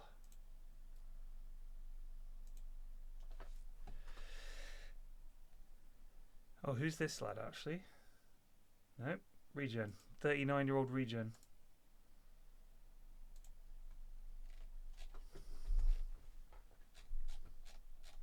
So yeah, there's not one real player left other than that one lad.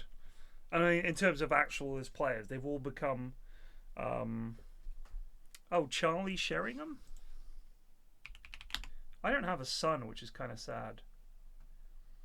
I thought I would have a son that plays for a team.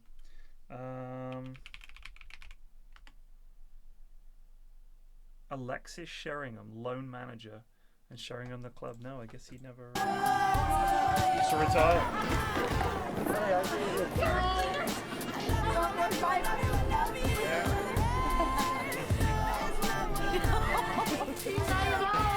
And the two most important men in Carol Ann's life are rewarded for their trouble. You all right? Take care. Stephen seems to be taking it all in his stride. Thank you. Excuse me, did she flash her bra? Problems, and more Did he say problems. thought? Emma Elwood has had enough. It's like he said thought. Good Tony Robinson going of the going sales Andrew desk. Tate style. Passport's no good. Alright, you've been refused. When refused, aye. She'll soon be leaving it all behind to become cabin crew. But colleagues Helen and Leanne aren't letting her go easily. They've a surprise in store. Emma off the ticket desk expressed a wish to go wing walking, where they strap you to an aircraft. You can change your booking. Obviously, it will be a cost, but I can change it over for another day. So we've come up with this little plot to take her off to Bristol. Yeah, she thinks we're going down there for some training, her, Leanne and myself. And she's fallen for it, hook, line and sinker. The following morning, the girls head off to Bristol, and Emma's still unaware of what lies ahead. I'm not really excited to go to Bristol. It's not as though it's a nice sunny city, but it'll be different, put it that way. Ladies and gentlemen, we do have a very big surprise on this morning's flight. This surprise is for Emma. Today is your lucky day. There is something that you've always wanted to do, and today's your day you're going to do it. Yes, you are going to be going wing walking across Bristol.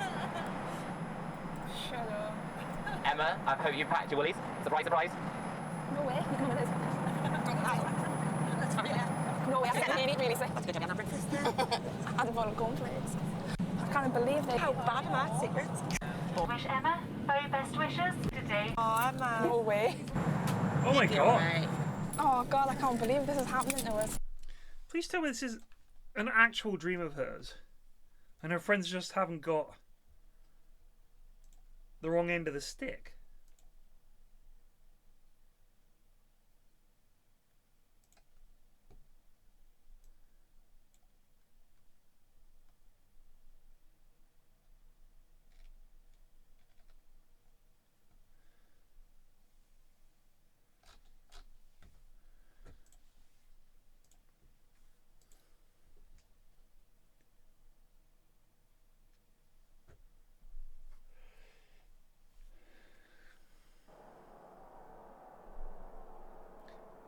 I love crows and geese.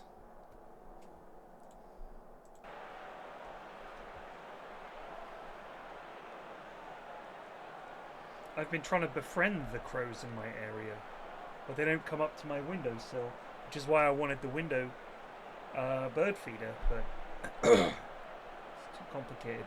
I'm not a handy person. I did have an offer. Elliot, who's a viewer, who's a carpenter, offered to build one, and I turned it down. I didn't want to. I cannot put someone out that much. He's already paying to watch this dreck.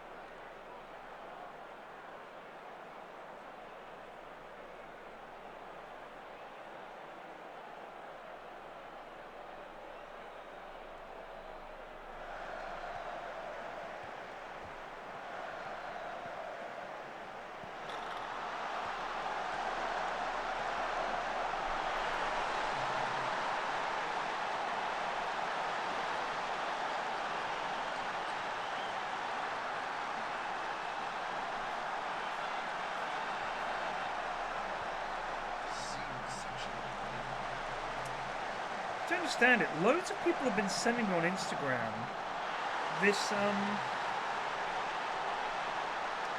the fact that His Majesty King Charles II, or third or fourth or whatever he is, I can't remember, is going to start a podcast. Because I was like, I don't understand why people are sending this to me. Lots of people have podcasts. The Prince having a podcast isn't really a surprise. I thought I might try a podcast. Might be fun.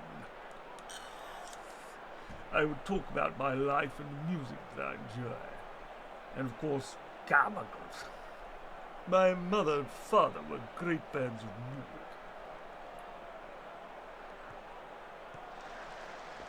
Nah, he knows radio's dead. Can we not transmit it on the wireless? Your Majesty, very few people listen to the wireless these days. They tend to listen to podcasts on the internet. Oh, the internet. Yes. I'm not a great fan of it, as you know. It's a bit pointless, rather obscene. Lot of temptation when on the internet. Camilla doesn't like it. Her royal consortiousness does not want, or like, what, sire? She always catches me looking at pornography. You know, horsefacedwomen.com. whatyoposh.com.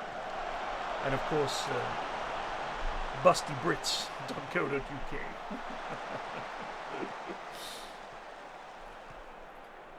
If the King Twitch streamed, yes, I'm playing something called Dota 2.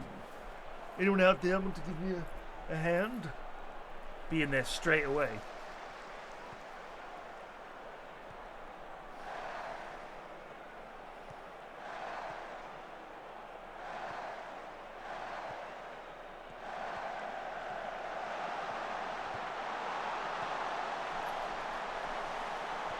Farm Simulator. You'd be playing Manor Lords. Yes, that's right. Dig that hole, peasant. This is like the old days, the good old days.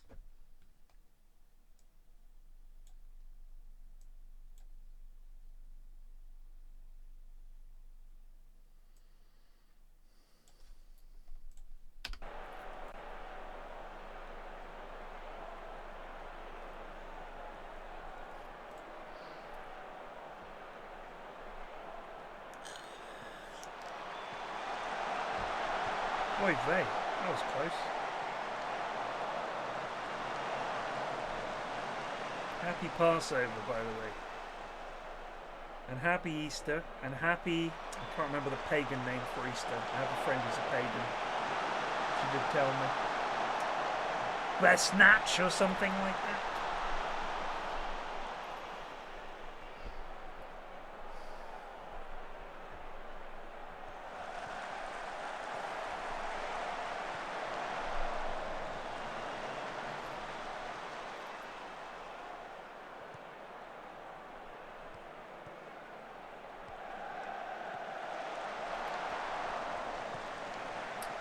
Half 12, I can still hear children knocking around downstairs.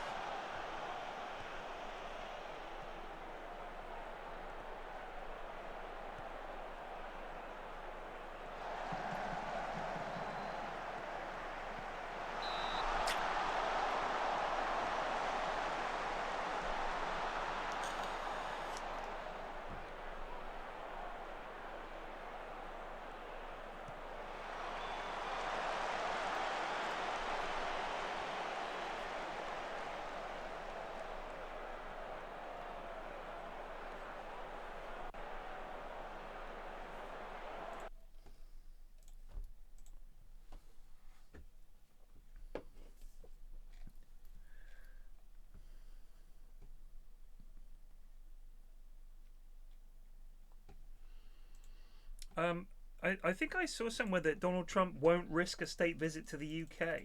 In fact, I'd be surprised if he made any state visits to Europe for the next 4 years.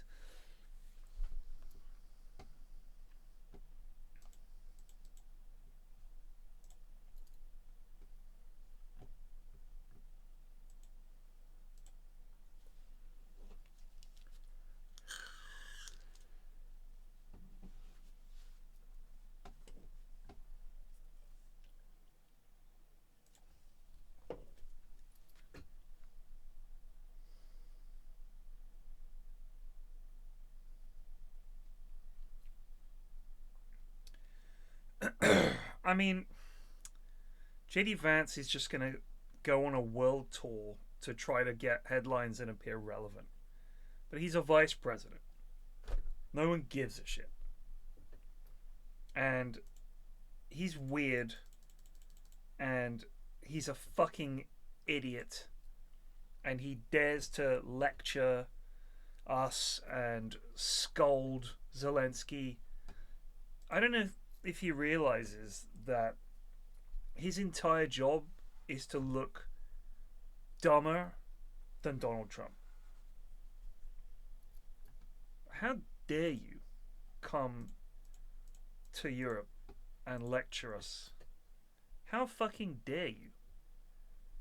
You're a complete cunt. I have no respect for anything that you say.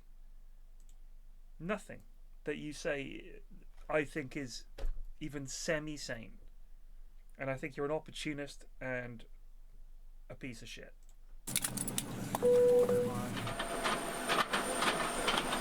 Hi Emma. Hiya. I'm Rihanna and this is Martin. We're from the wing walking team, right? She's shitting it. The aircraft. Just come over. I'm not doing anything yet though. Don't worry. Come and see She me. is shitting. On the wing. Mike, this is Emma. Emma, this is Mike. Hiya. What did they get you? Did they get you big time? Yes. What do you think? First reaction? Oh, no, really? Well, we're going to wait till the weather anyway. So if you're up for it, then before this clears, what do you think? You're in good hands. Helen's been doing it for years. She'll tell you all the do's and don'ts. Will I be by myself up there? I'm afraid you will. But it'll be great. You'll love it. You won't go too high? Huh? No, we'll be quite low. You won't do somersaults? No, we won't do somersaults. That's all right. Nice straight and level.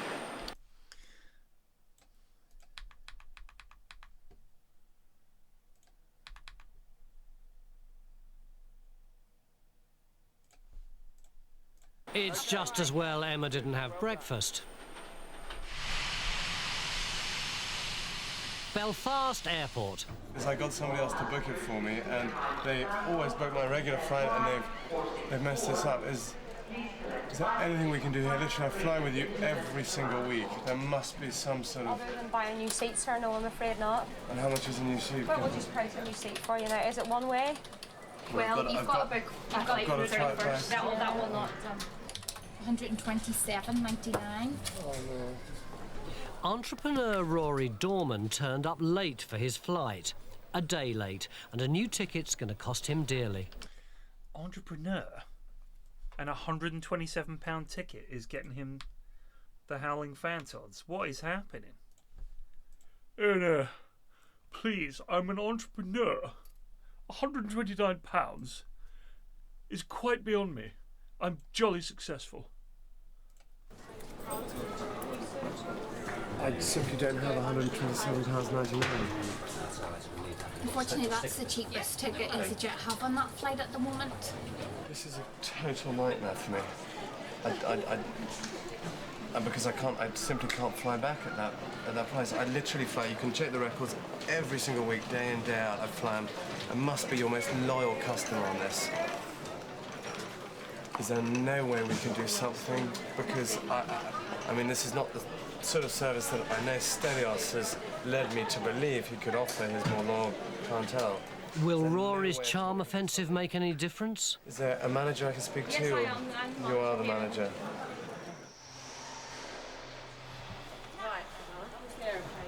Back in Bristol, and Emma's being put through her paces.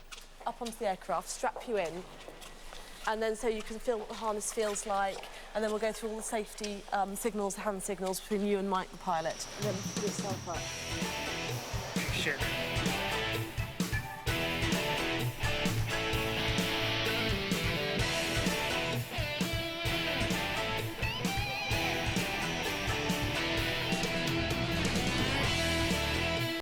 Totally white, appeal, and particularly The way they're sponsored by Utterly Butterly, but oddly enough, when we first saw the little plane, it wasn't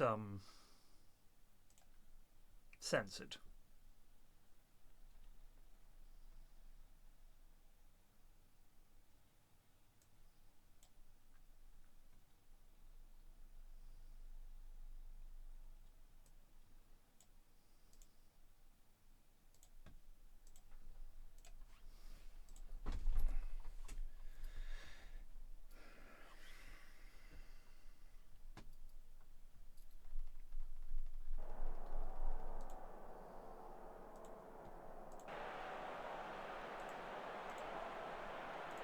when she was telling her that the wind, the G-force was going to push her back like that, and it was probably going to hurt her. With the training over, it's time to get the show on the road. Emma's ready to go, but there's a problem with the weather. The cloud level's too low. Bit frustrated, yeah, just because I want to get on with it, and now that I want to do it, and I can't do it, so yeah, a bit frustrated, yeah, a bit. With a weather update every half hour,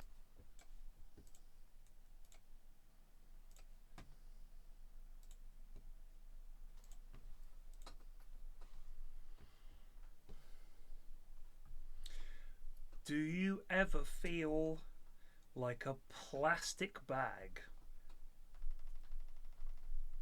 What an odd lyric.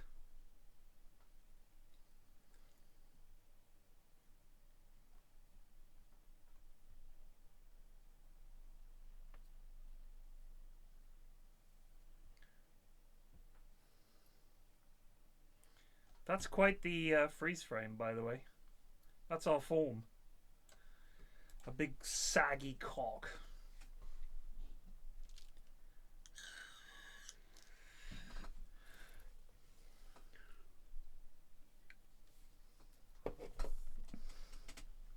So, has everybody watched Adolescence?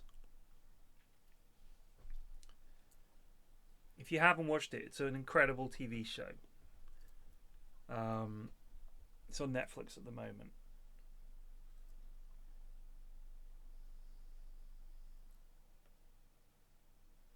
That's true, Daz Dibby. I was a little drastic with the calling it dangly. I just thought it was funny because it looked like a giant cock. But yeah, you're right. I mean, unless you've got massive balls and it's resting on those. But I thought Adolescence was really terrifying. as a parent of kids who are at school, and just really doesn't bode well for the future. These young lads who really don't like women very much, listening to people like Andrew Tate. I believe it. All this secret code that kids talking on social media. It's crazy. And in all honesty, I thought the performances from everybody in it are remarkable. The young lad who's never had acting training was absolute breakout performance. And it is all done in a single take. Literally, each episode is a single take. Now, I said to Mrs. F while we were watching it, I said, how the fuck do they edit it so that it looks like it's just one continuous shot? And then where is the cut? She was like, no, it's literally one shot. I was like, no, come on. I was like, no, I'm serious. I looked it up, and of course she's dead right. It's all one shot. And when you've watched the program, you realize how unbelievably impressive that is. It's insane.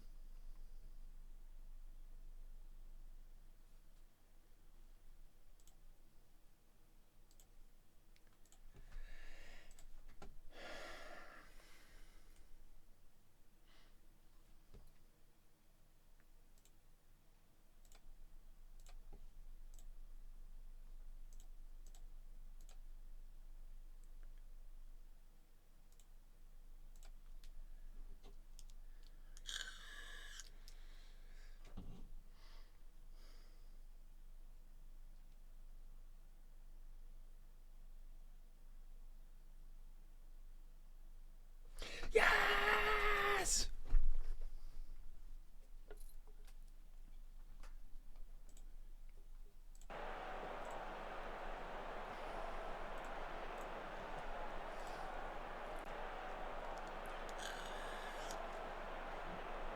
Whoa, they're remaking Threads?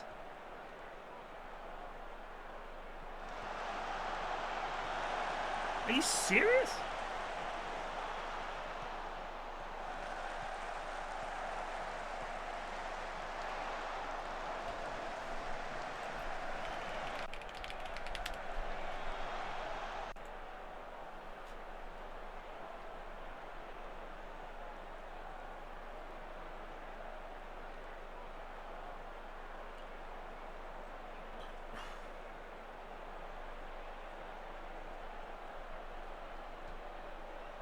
So, same production company.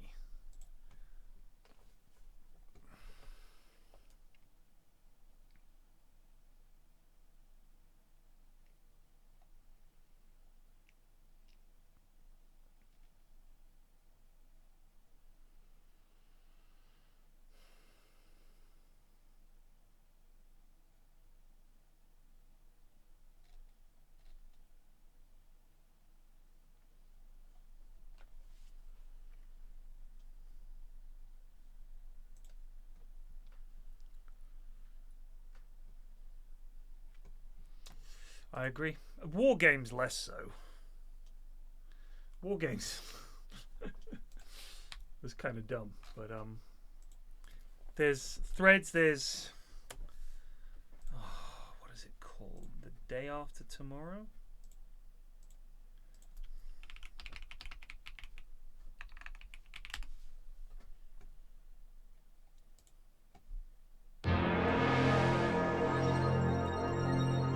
Day after. Hello, Joe. What do you have for lunch? Oh, I had turkey with yams, beans, cranberry sauce. Nurse said she's getting me some ice cream, but she didn't come back. The chips are down. They're right over there.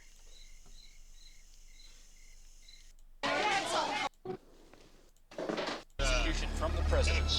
I agree on message valid also. Step 1, launch key is inserted. Roger.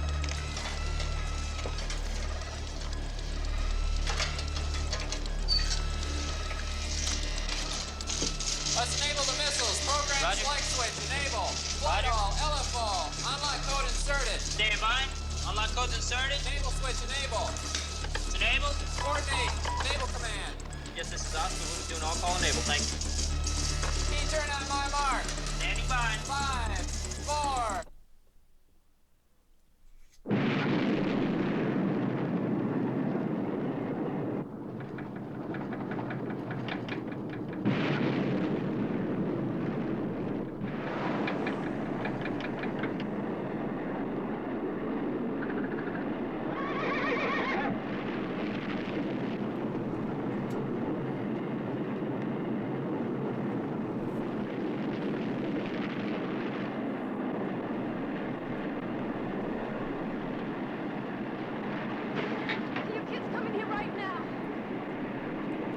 I love the wee lad.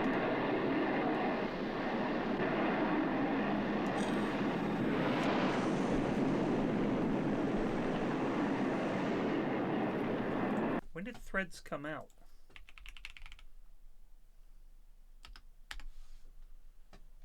$1984, so I would have been 8. I'm sure my mum watched it, but as I understand it, depends when it came out, when they aired it.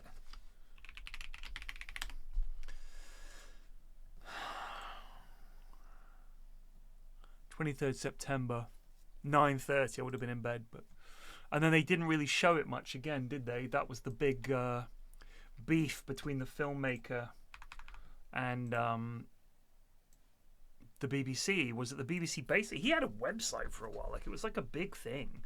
The BBC wouldn't show it, wouldn't release the rights to it, blah blah blah, because it shit people up so much. I mean, 1984. You think about the Cold War, that wasn't the peak, but it was still a very scary point.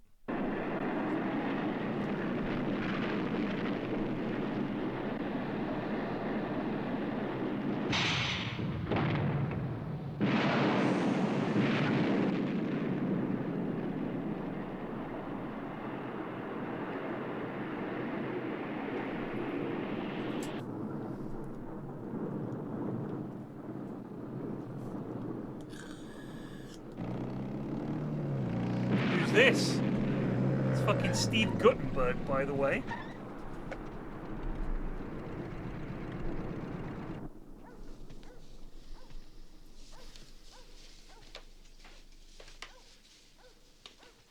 Where's Mama, honey? Upstairs.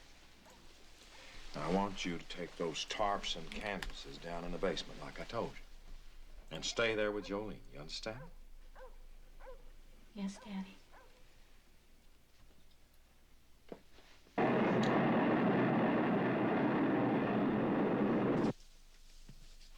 Wayne Knight's in this.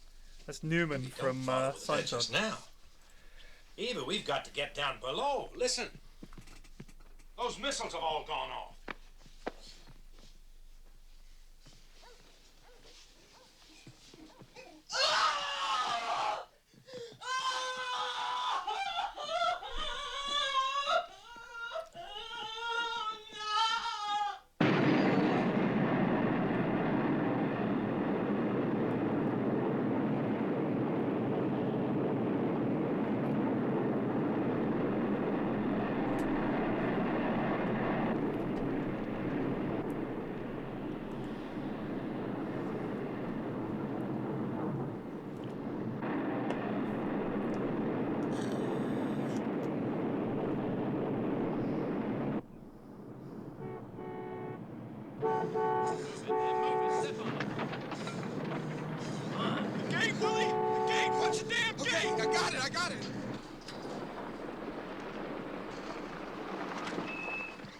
That's Cowboy from Full Metal Jacket. Communications with the capsule down there. Shut down during launch. Even the radio went out. Radio's out. Last thing I heard was they knocked out 2 of our radar warning stations. Where? Oh, no.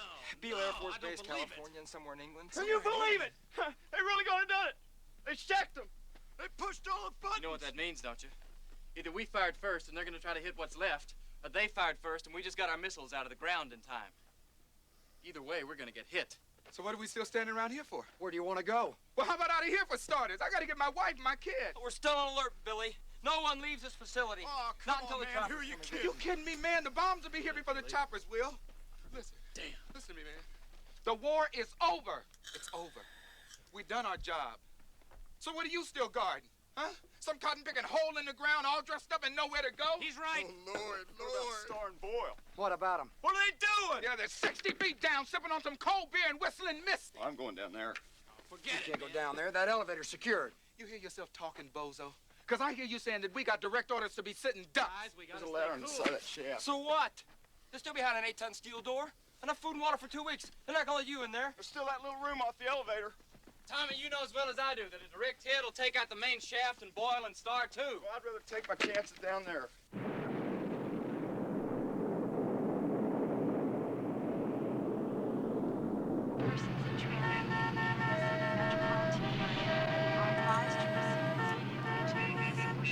Does that surprise you?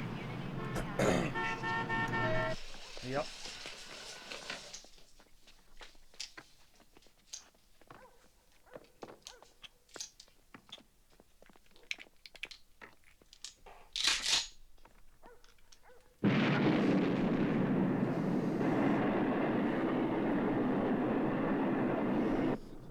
Come on, Billy. This was your idea. No, not no hole in the ground was my idea. Yeah. Yeah, sure, man. Come on, make up your mind. Because you're either going to crawl down in that hole or you're going to shoot me in the back. So what does the book say, bozo?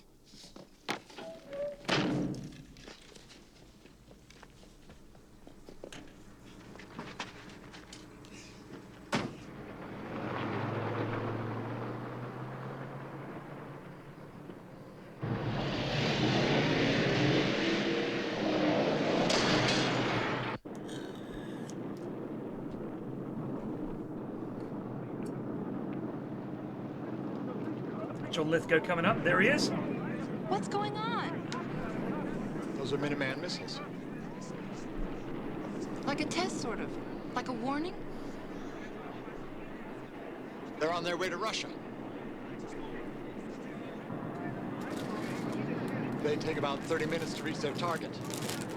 So do theirs, right? Missile warning, this is Beale. Confidence is high. I repeat, confidence is high.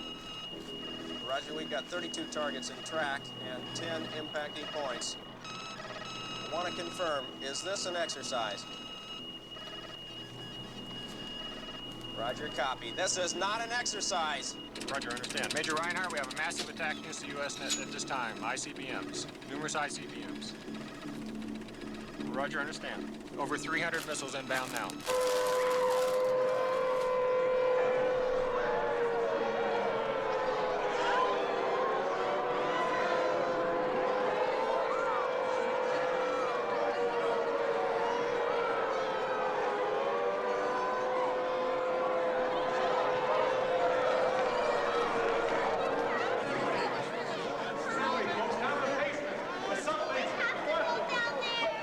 Well, I guess we could stay right up here for a while. Sure. I think you better go downstairs, folks. Please.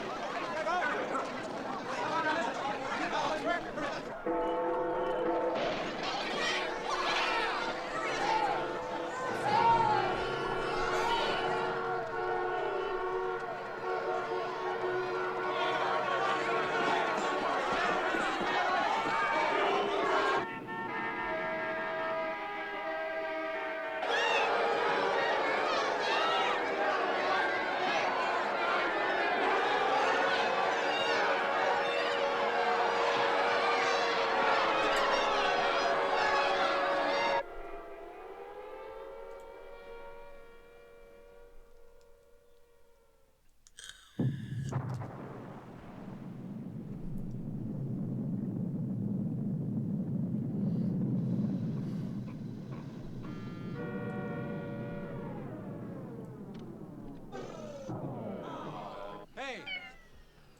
Oh, come on, baby. Don't die on me now. As I understand it, the EMP pulse is theoretical.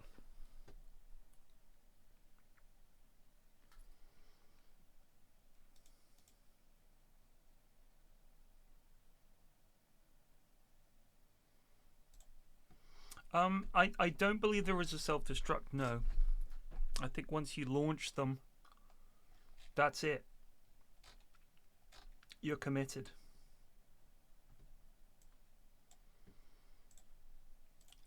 Pretty sure.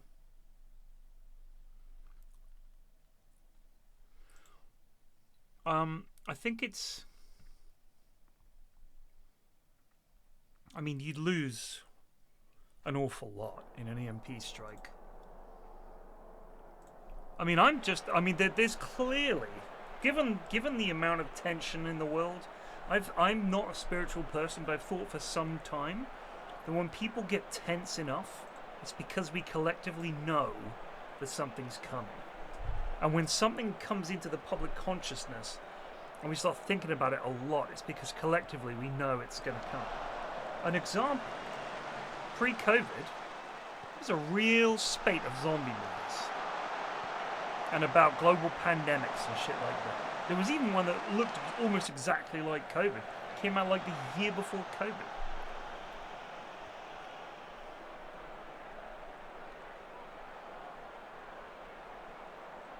All those movies where the Russians were still the bad guys.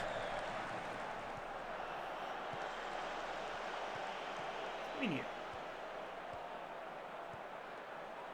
oh my God, Yatesy, that's ridiculous.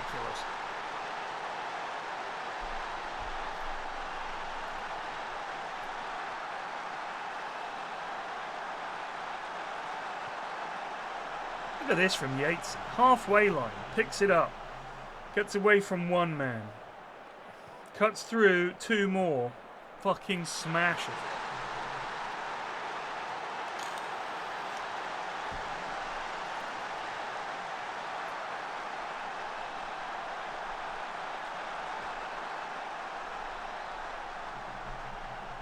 Look for asteroids and comets that could prove a threat.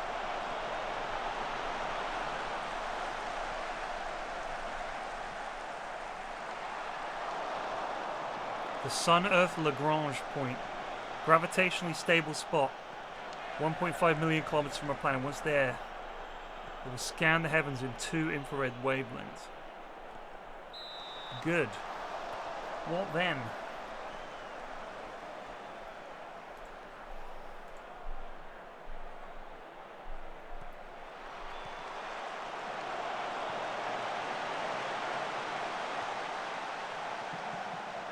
Oh. No, it didn't have a 96%. It had a 4%.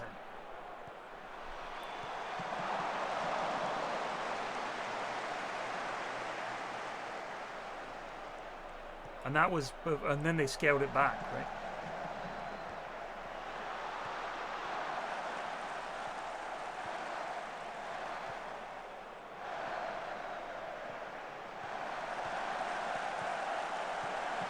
Oh, what an effort.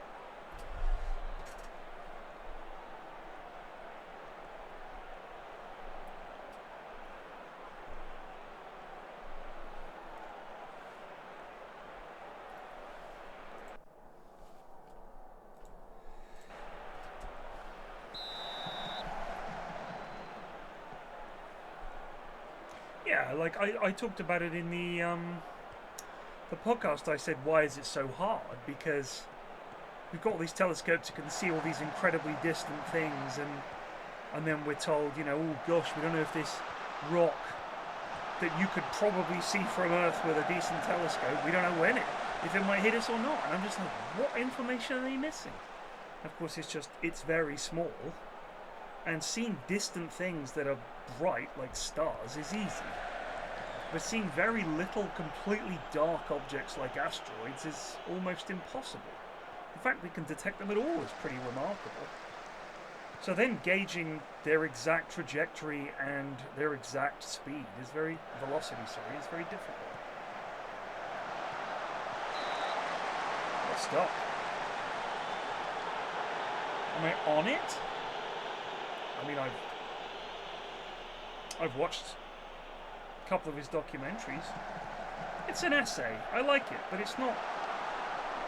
I mean, it's him presenting his theories, right? So it's like reading someone's essay. And I like that. I like to hear what people have to say. But I'm not going to take any of it as read. It's just like, it's good, you know?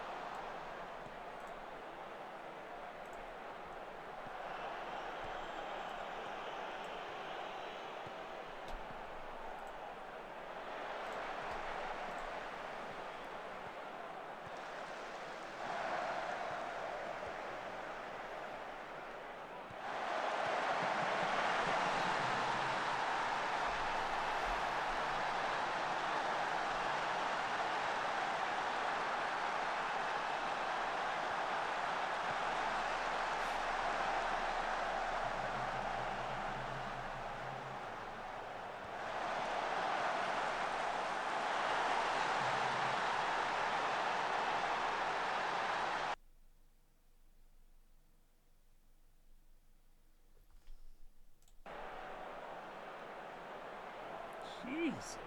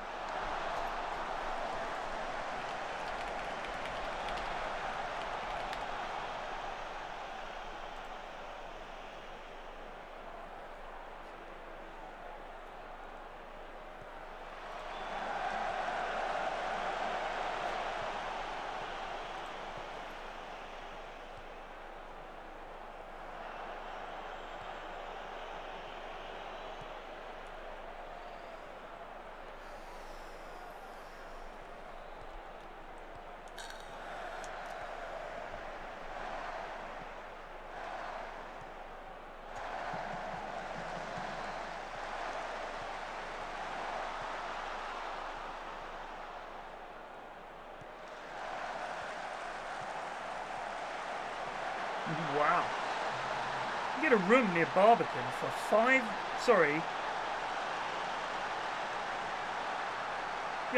nights for 310 quid.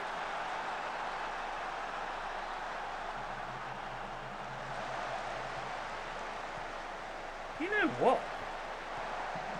Something tells me if you look for bargains,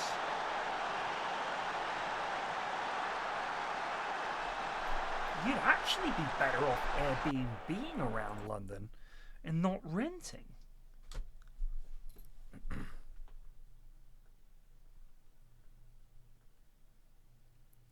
Barry, I don't know what club you support, mate, so I hope not. How many known objects in the solar system by the science lads, like as a percentage that we know of? I think he means percentage chance that, like, what percentage of objects in the solar system have a decent chance of coming at us? I don't think it's many. Not in the next few years, anyway. Hopefully.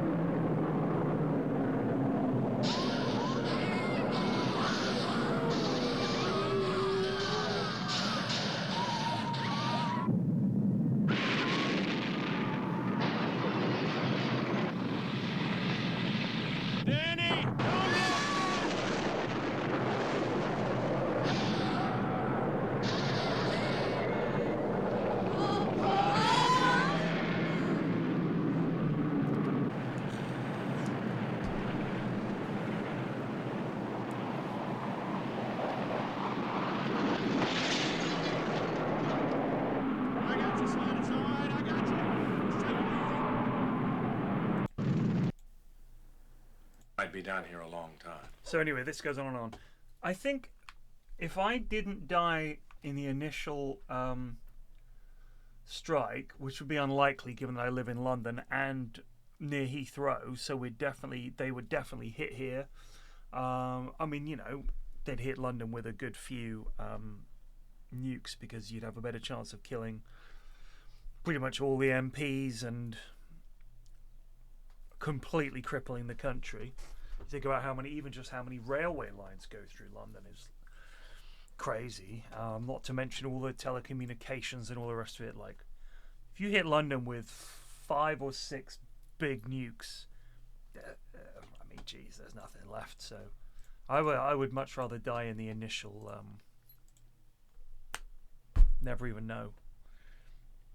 But if I did somehow survive, the idea that I would be blinded for this inauspicious occasion of the end of the world or the end of civilization, that would be even worse.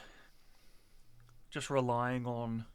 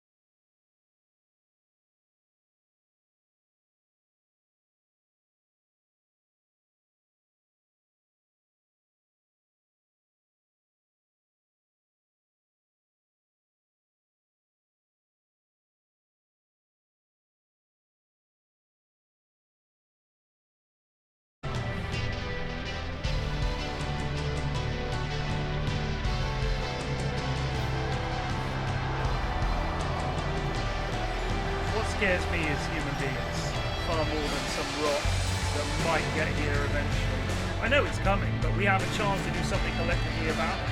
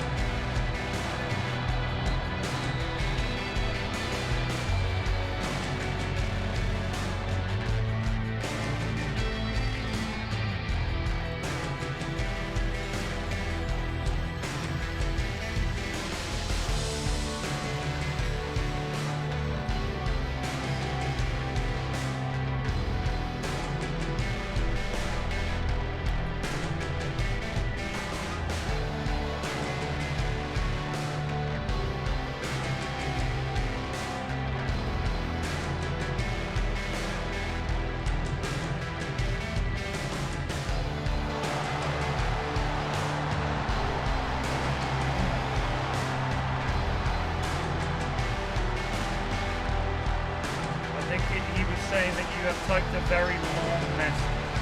I don't know why you felt the need to comment on the length of the message. It was very useful.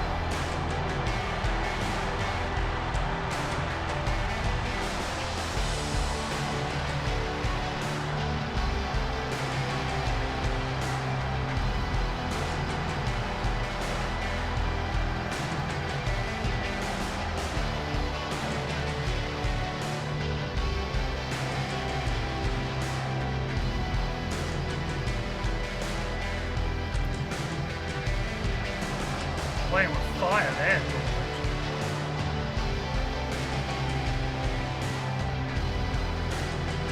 Yes, Marcio.